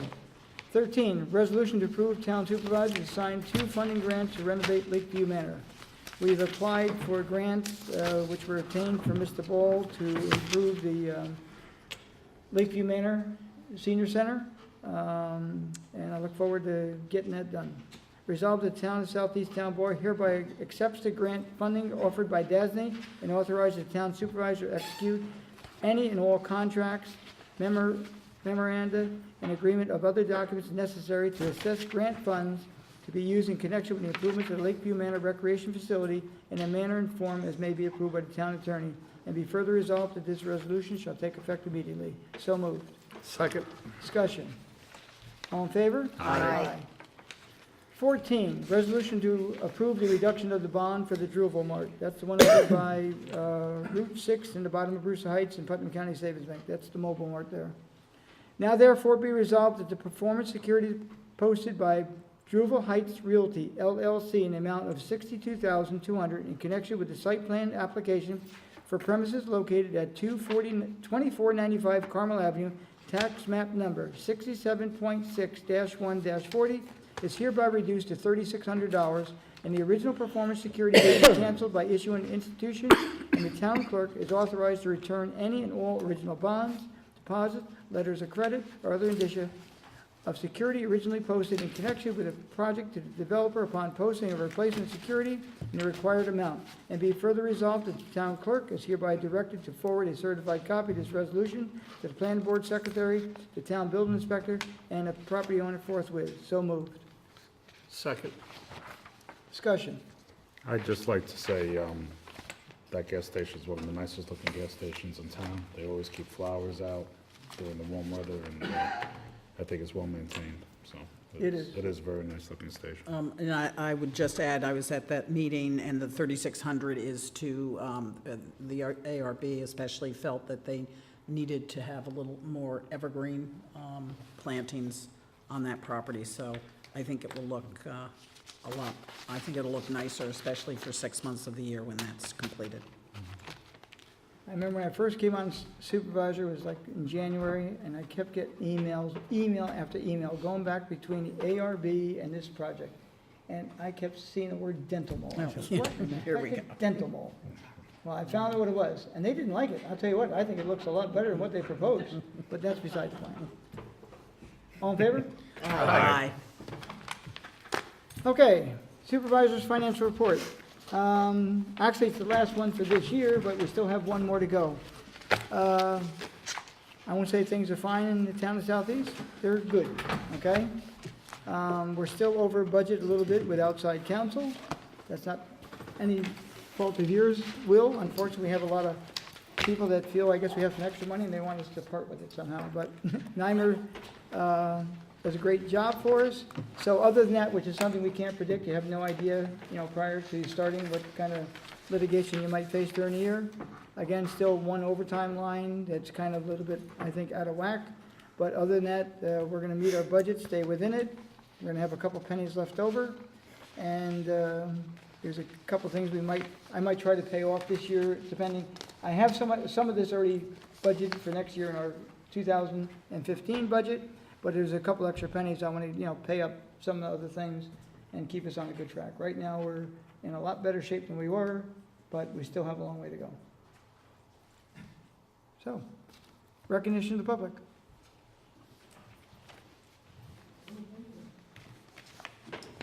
Good evening. I just want to make a comment. I went to the opening today. I just drove into the new deli that was open on 312 that we just approved. Cameron's, yeah. Yes, and I got to tell you something, it was great. I walked in there, and I walked out, and I was following two other couples that walked out, and they looked across the way, and they say, what a visual pollution we have across the street with Simons. It is a disgrace. The system's broke. We're asking people to come and do business in our town, and we can't even have the courts take care of a lawsuit that we won to take care of a visual pollution we have there. And I just was freaked out today because there's three couples standing there. Oh, this poor guy, he's not going to make it. Look across the street. Who wants to come here and look at this? And I spoke to the town council about it. I know it's in the courts and we're doing our best, but the system's broke. This system's broke that goes on, the pollution that goes on there. We're holding the new applicants to a standard, and we can't seem to get the courts to enforce something that they voted on. So I just have that comment. It was just disgraceful today. to look at that. I appreciate the comment, but I really think our direction should be toward the DEP. I mean, when we have high tide, when we have heavy rains, those vehicles that are there are actually in their water. Now, they make us go through all kinds of hoops, MS4, this, that, everything else, and we're spending tons of money, and they allow that to happen. It's absolutely ridiculous. I've had a conversation with Will, and it's just a system, I guess. The system's broke. I know the town's doing everything possible, pushing our council to get a decision to force enforcement. But there was 3 couples that just walked out there and said, "Oh my God!" And I, as a planning board guy, I didn't realize the elevation was so high that you could overlook the whole Simon's disaster. And I guess it's, we're asking all these people to come to town and hold them to a standard, and we can't get the courts to get a violator to perform. So I think the system's a little broke at this point. I was a little upset today when I went in to congratulate him, what a great job he did. So that's my comment for And tonight. that's why our outside counsel bill is where it is, because we've been Well, it's fighting amongst for. the reasons. Yeah, but. I'm that's- sorry? It's amongst the reasons why the Yeah. town council, the outside attorney's fees are high. I'm not about that. I just think, Well, Tony, I agree with you. The DEP is, giving everybody else a hard time, and this thing is like an environmental disaster. And nothing's been done, and we won in court, and we can't. And what are we doing? We have to keep going through. And we court. have other applicants who are just trying to advance certain projects here, and we're holding to a standard, and the courts can't seem to get violators to perform. So I had a problem with that today. That bothered me big time today. I think what is really unfortunate is if you look, aside from the deli, and I've spoken to the owner there, and he actually has had, at that point, a good relationship with the junkyard. He was hoping to move them in ways we haven't been able to, or the courts haven't. But the bike trail that comes through Southeast, it's really probably the least attractive part of the bike trail. And it's really, No, it's the Yeah, prettiest, the prettiest and least attractive. it's Along the pretty. reservoir, it's that's a beautiful trail until you hit. Yeah, and then, The junkyard. by Suburban Propane and all that, so. Sure.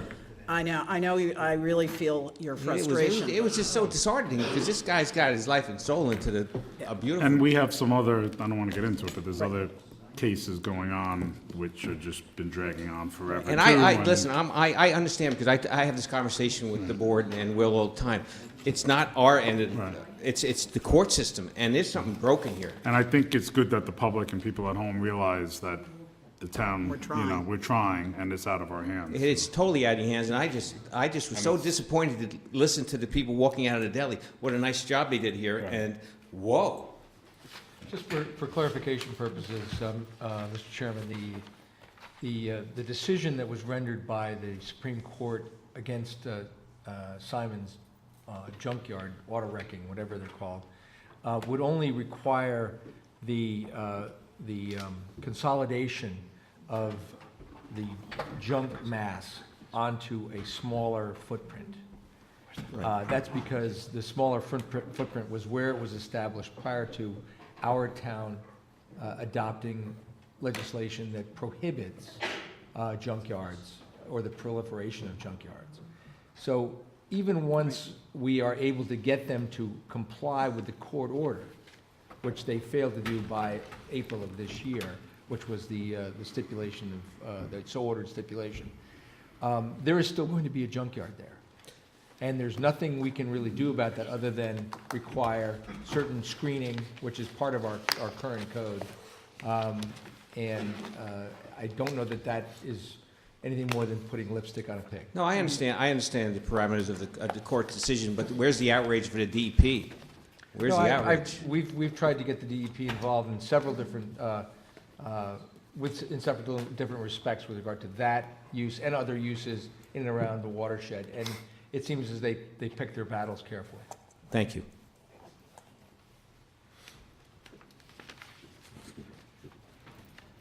Samantha Jacobs, Shore Drive.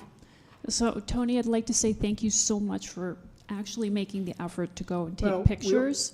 I wish we all get treated the same equally here. I'd rather you not single anyone out, only because, Samantha. Well, let's put it this way. We can agree to disagree.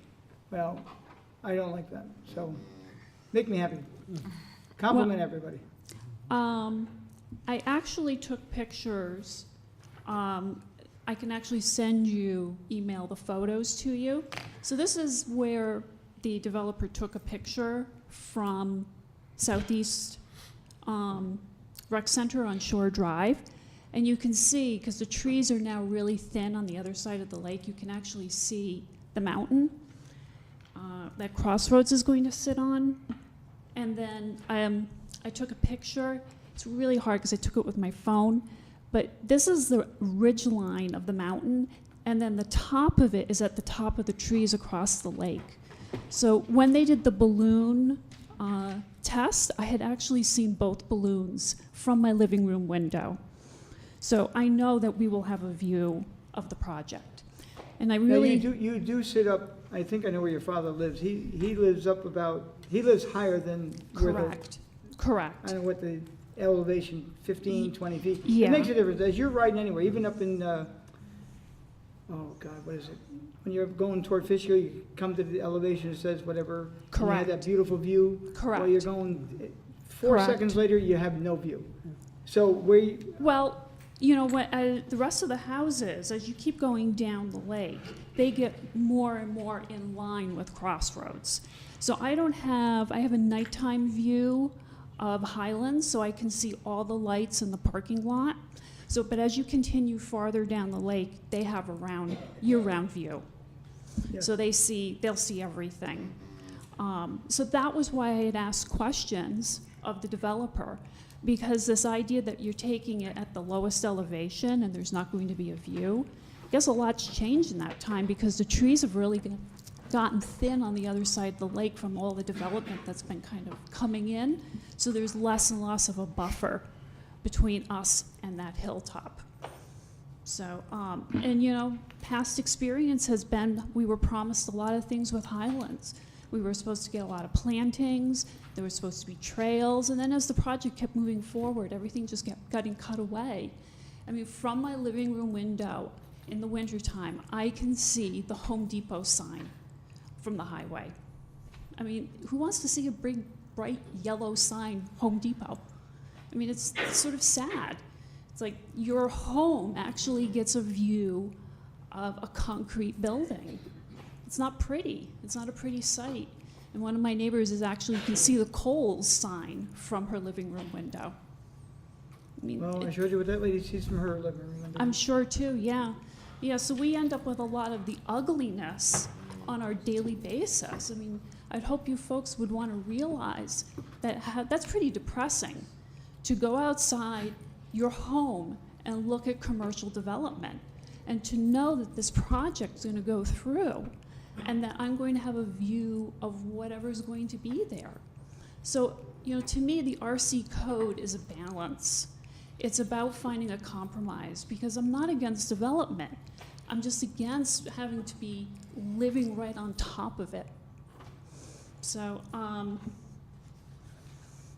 I mean, obviously, I have to live with the traffic. And I think what's so frustrating, and so many other residents who have this topic, nobody wants to address it. You guys are totally silent. There's only a couple of people who are addressing this. And I'm sorry, I don't agree that these improvements are just going to alleviate everything. Because now we're going to still have an additional, it's like 1,900 cars a day on the road. 500 cars an hour. I mean, it's already busy. Now we're adding the next layer. I mean, things were mentioned that, like people who don't have a traffic light are going to have extended delays leaving their road to enter 312.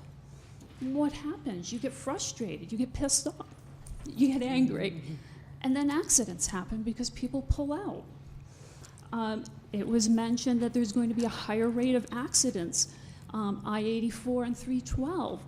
Then where does the traffic go when there's an accident? Because the road's not wide enough. So then where do people go? They have to take side roads. I'm concerned that there are going to be certain roads that people are going to use as cut-through. And I'm fortunate. I don't live on those roads, but a lot of other people do. I had asked if they knew, if the developer could figure out if trailer trucks are going to use 312 as a cut-through, you know, to continue down the road, rather than using 84, and there's no way to measure that. And we already have a lot of tractor-trailer traffic coming through. When I was putting flyers out for Crossroads, the traffic is tremendous. And when the trailer trucks, you know what it's like to stand on the side of the road, and there's this huge truck whizzing by you. It is terrifying. They must be doing, well, the DES indicated that the average speed on the road there is 60 miles an hour. So the speed limit is 45, but the average rate the cars are going are 60. So you look at those trucks, they're speeding through. I mean, I don't understand why we're not asking the fire department their opinion. I mean, They've made their They opinion. made their opinion, it's in the DES. Well- I mean, the FEA. I can't, you know, I just know that there's a lot of conflict in around this. You know, I just think it's a recipe for disaster, and it's who gets to live with it? We do. And so it's not about not developing, it's about compromise. Like, can't we figure out how to make this a compromise? And I do agree that, Lynn, we're going to build a hotel that overlooks a big box retailer. Like, don't we want to have something that's sort of attractive, that wants to pull tourists in? Because who wants to really stay at a hotel that overlooks a big box retailer in a parking lot? Who wants to have a wedding there? Well, you know, I mean, like, all this potential, and it's not going to happen because I understand the developer wants to make money, and the best way to make money, Putnam County and the developer get to make the most money from this. And that's through retail, not really a hotel. So, thank you for listening. I appreciate it. Thank you. Thank you. Anyone else from the public?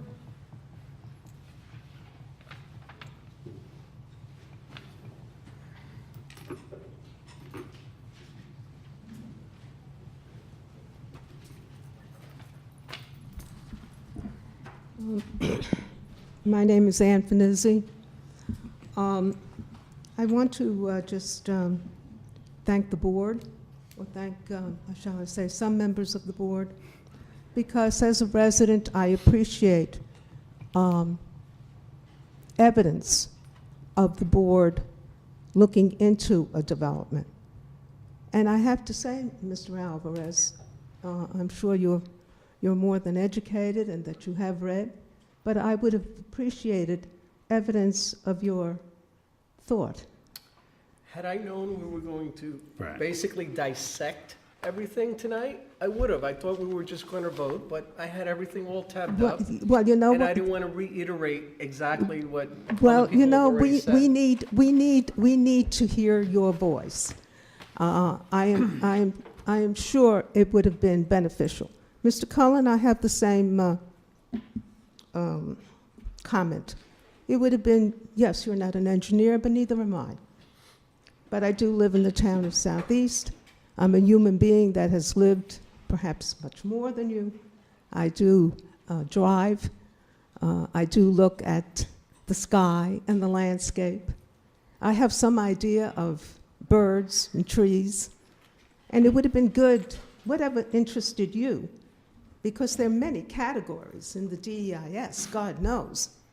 I wish you had picked one of them and had said, well, look, I either disagree, agree, or I wish the developer or the applicant would have done something better.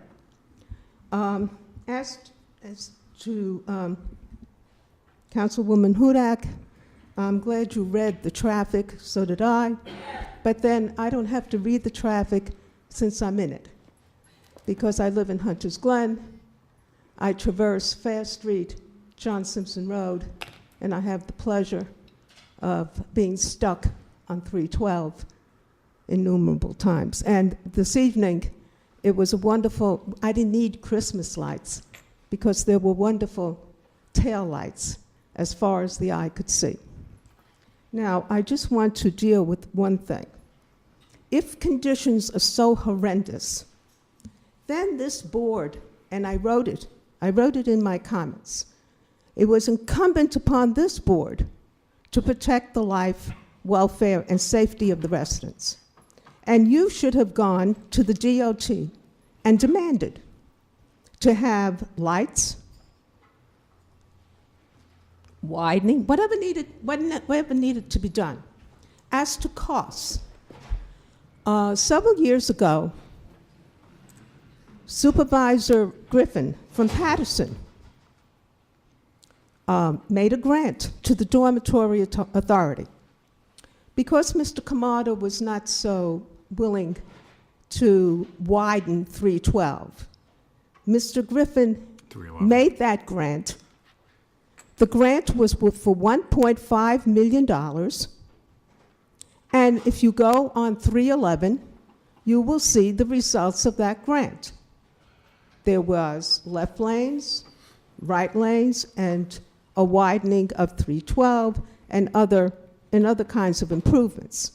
So I'm sure the residents, you would have no difficulty. You would have absolutely no difficulty getting residents to support this board before the DOT. As a matter of fact, in Poughkeepsie, I've been there. So if Mr. Griffin was able to obtain this grant, and he made it on the basis of safety, because they were to, I'm sure everyone knows, 311. So perhaps you might think of doing that without having Mr. Lepler or anyone else bear the expenses. The second thing I'd like to deal with, and I think we just protest a little bit too much. Yes, this development came before us in 2009. Any resemblance between the development that we see now and that which was presented by the applicant in 2009 is purely coincidental. The only thing that is the same is the hotel and the retail, and the application for a zoning change. The reason why we're still here, and the hotel would have been built, the restaurant would have been there, is because the applicant chose not to adhere to the Town of Southeast Comprehensive Plan of 2002, and I have a word to say about that, nor did he wish to adhere to the RC code, the ridgeline code, the wetland permit, and the height of the hotel. But all of that, under the RC code, would have gone in a flash. But what we got, and as residents, if you, Mr. Cullen, have a problem going through thousands of pages or whatever, residents also. So we had to deal with constant iterations of this particular development. Was it 200 rooms? Was it 186,000 square feet, 200,000 square feet, and whatever, okay? So now we've gotten to the point that we have still the hotel, still not according to code, and we have, in addition, 143,000 square feet of retail. The only reason we have problems with this particular development is the retail. It is the retail that is bringing the cars. It is the retail that is causing so much difficulty. And the fact of the RC. I was here 2 years ago, a year ago, supporting the hotel and supporting the RC code. Samantha Jacobs was here supporting. You could look back on the minutes. So, Mr. Lepler, you could have had a shovel in the ground 2 years ago, 3 years ago. We would have had a hotel, and we would have had a little restaurant and whatever, okay? But such was not the case. So if there has been, quote unquote, delay, there has been almost a year. A year has almost elapsed since the time when the PDEIS came in. Almost a year. Hour do it? No. So let me just, now let me deal with statements made in this finding statement. And the reason why I know is because I have institutional memory. I'm one of the few people here that has institutional memory of what took place in 2002 and in part of 2001, because I heard and saw the supervisor and the residents of this community say, we have had one large retail center, and that will be it. We cannot afford anything more, because we saw what was happening in terms of the traffic, in terms of the destruction of Brewster Highlands. Brewster Highlands is a fiction. It's a name only. It's a cartoon. And we saw the type of retail development. Plantings. Only recently, when I say recently, I mean in the past maybe 5 years, have you seen trees or anything? The place is a desert. It is a disgrace. Mr. LaPerche mentions the junkyard. Well, this is the worst of construction that I have ever seen. You cannot go from one area to another without getting into a car and without getting into an accident. And I think I've been there in the past 12 years 5 times, because I don't dare, okay? So now, on page 5, the proposed project, and I'm sorry to have, I think maybe I may have repeating what you're saying, but by the way, this is my copy, okay? It's marked. The proposed project has been reviewed for consistency with the 2002 plan. No way. It is absolutely diametrically opposed. It is the antithesis of what went on in those meetings, in residents' meetings. And what I am really appalled at, that out of all the emails, petitions, people calling, and mailings, that this board finds the findings quite all right and has approved it. I'm appalled, because you are our representatives. You were elected by us, plural, not one person, but us. And the 2014 comprehensive plan, I was present at both. It was specifically stated at the 2014 that there would be no discussion about this entire area. No discussion whatsoever. And yet, there it is. The town board finds overall the proposal is consistent with the goals and objectives? Absolutely not. Absolutely not with the 2002 plan. Absolutely not. I wrote in my comments. Absolutely not. On page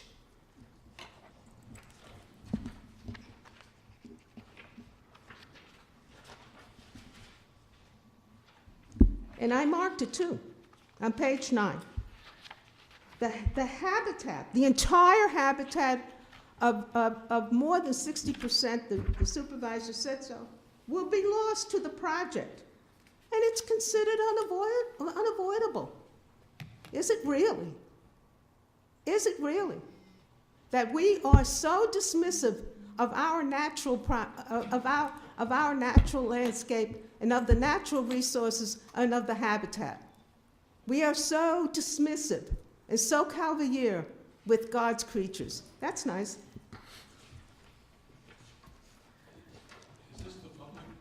Excuse me?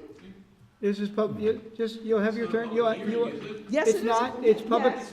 Mr., it's comment. Excuse me, I'm commenting. Okay, hey, please, you'll have your opportunity. Continue, please. Thank you. Thank you. You do what you want to do, and I'll do what I want Okay, to do. hey, just. Okay? I had another page that I had more than difficulty with in terms of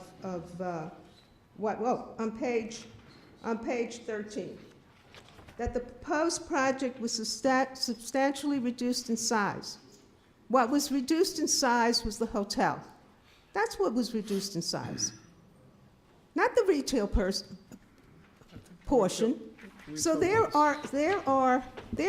I'm making the comments that I see in here that are supposedly, if you approve, then you are concurring with these particular comments. But if you look at the PDEIS that you reviewed, the amount of retail was reduced by about 25%. Right. It was It reduced was about 25%. 186 and went down to Yeah, 143. I went from 186 to 143, Right. thank you. But it was Okay. reduced. All right, but it's still retail, and it's large-scale retail. It's not small-scale, it's large-scale retail. It's not accessory retail like you have in rural commercial, right? You're still looking at the same thing, okay? These are kinds of things that we can play around.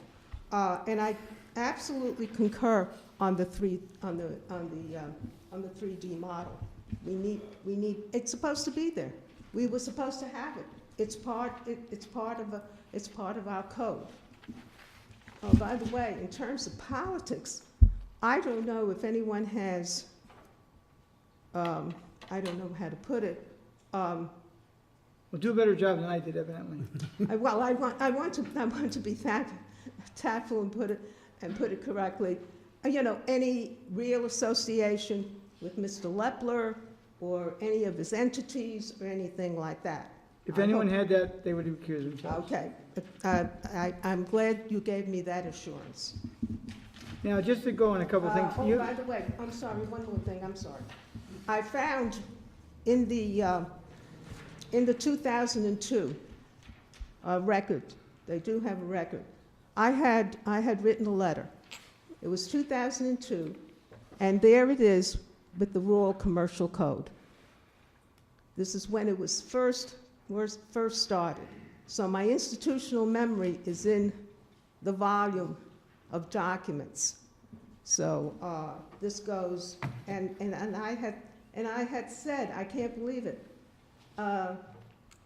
the necessity of reassessing this whole corridor, and that the Rural Commercial Code.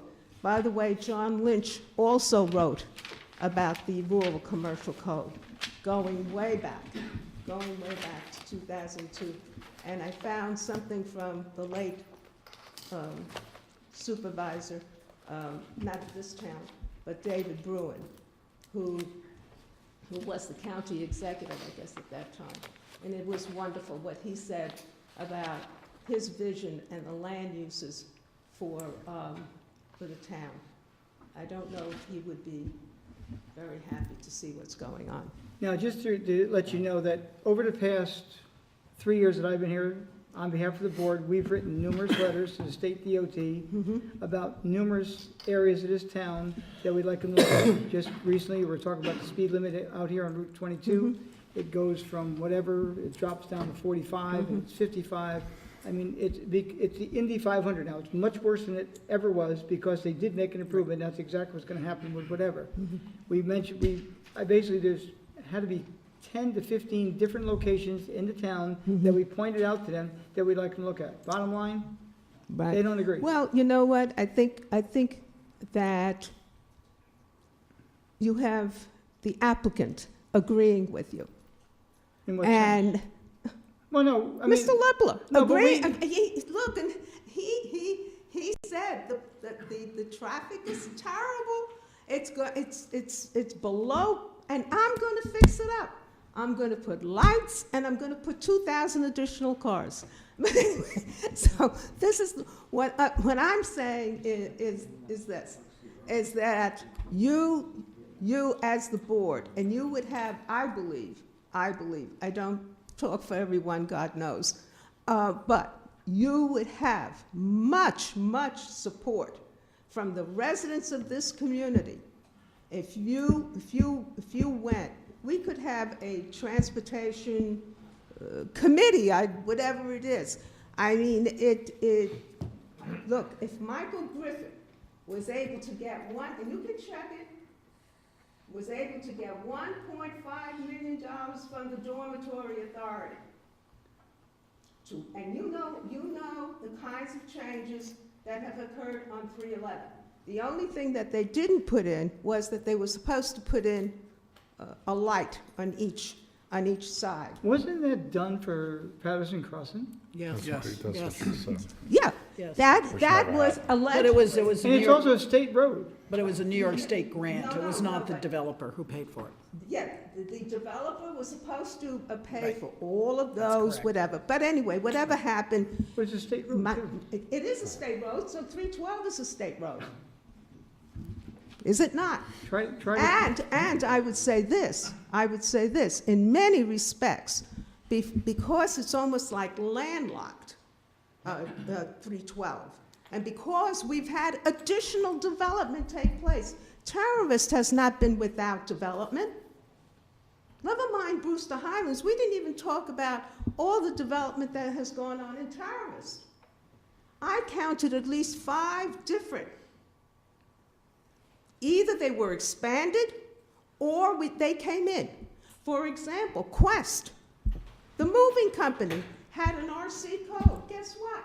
They had to change, they came in and asked for rezoning to, I think it's OP2, if I'm not mistaken, because they had a warehouse. There were 5 different, plus Dykeman. So now you bring all of that in. You bring those those are cumulative impacts. Those are cumulative impacts, and we keep talking about Brewster Highlands. This is not Brewster Highlands. It's everything else that has gone on that has brought in more trucks, more vans, more cars on the road.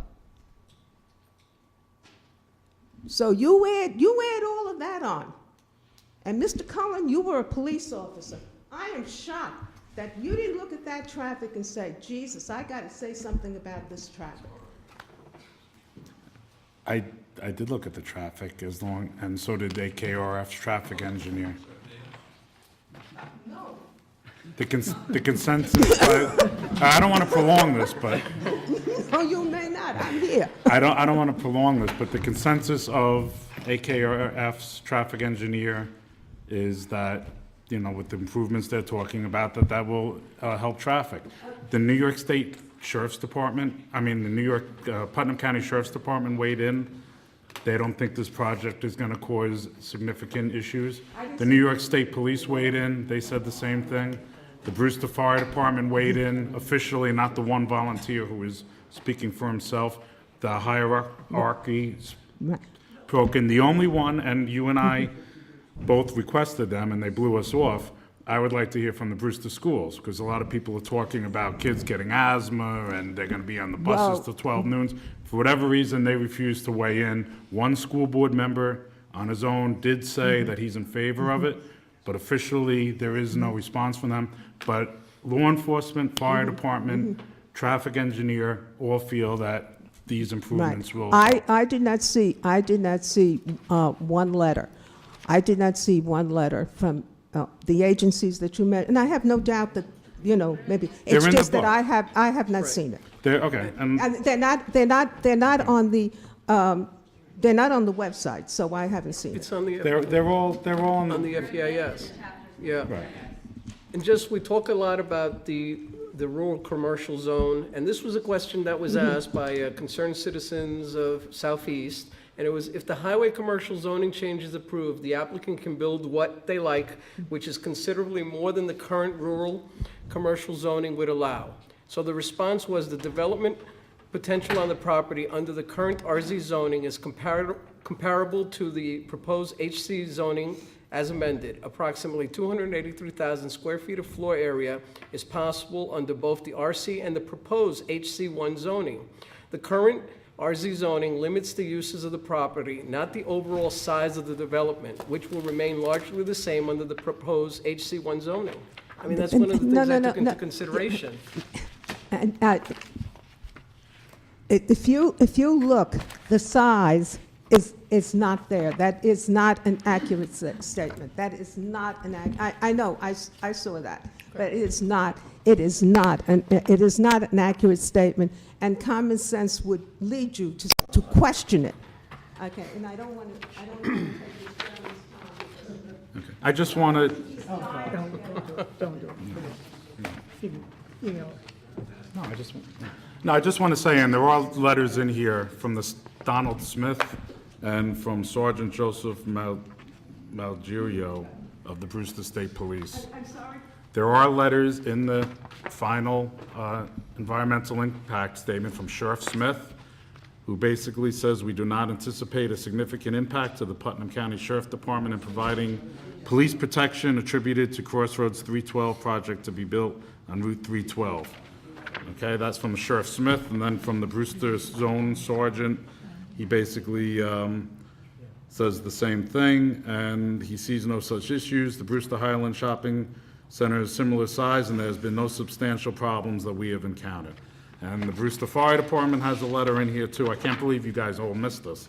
That from Chief Dave O'Hare of the Fire Department, who says our department has significant equipment at both the above stations and the main house to handle the proposed Crossroads 312 project and all of the commercial development in that area within the town itself. So those three agencies all weighed in, and, you know, I'm going with their professional recommendations. I would like to thank the entire board for going through the process of this environmental impact statement. And I have to tell you that I'm personally bothered by the idea that Ms. Finizzi can come up here and chastise those three board members that don't agree with her. Yet she says nothing about the other two board members. I thank you all for doing the job that you're doing, and I wouldn't single out whether you're on my side or not. I think you all did a great job. Thank you. Peter, I'd like to thank you, but I will take a little stroll down memory lane because I used to get up continually to chastise former supervisors and former board members. So I really thank you for the compliment, and I thank this board for its civility to each other. But I think all of our, and I don't like it. I mean, I'd rather have, I'd rather hear the positives, but I think it's within every resident's right to get up and criticize who they want, when they want. Often it's me, but that's okay. That's one reason we run for office and something we have to bear, so. But like I said, I just wanted to thank you all. You all did a Well, great job, whether or not it was on my side or not. Right, I really appreciate that, thank you. And I have no problem with criticism either, but it's when it's suggested that some of us aren't doing our homework or aren't reading things and just washing our hands of it. I do resent that because I spent many a Saturday and Sunday and evenings going through all these books, and it's, and I'm not complaining, and it's been a learning experience for me. I learned a lot. This is not something I professionally deal with or ever dealt with, but we all did our homework. And I would just want to say one thing to Tony's comment before about the idea that he doesn't think you should be the lead agency on these large developments. The thing is, though, is you guys are elected. And so the people of this town decided that you were the people that should determine how this town is run and how this town should look. So I think your being the lead agency on this certainly is the right thing. And any large, construction project like this, I believe you should still be the lead agency. Well, we're going to discuss it, and if the board feels that way, but we do have professionals that have 7-year terms, and politics is not involved, and that's why they made them 7-year terms. So if another board comes in, like tonight we made an appointment to the board, I think it was almost unanimous, it was close to unanimous on all the appointments, and that's the way things work. So Thank you.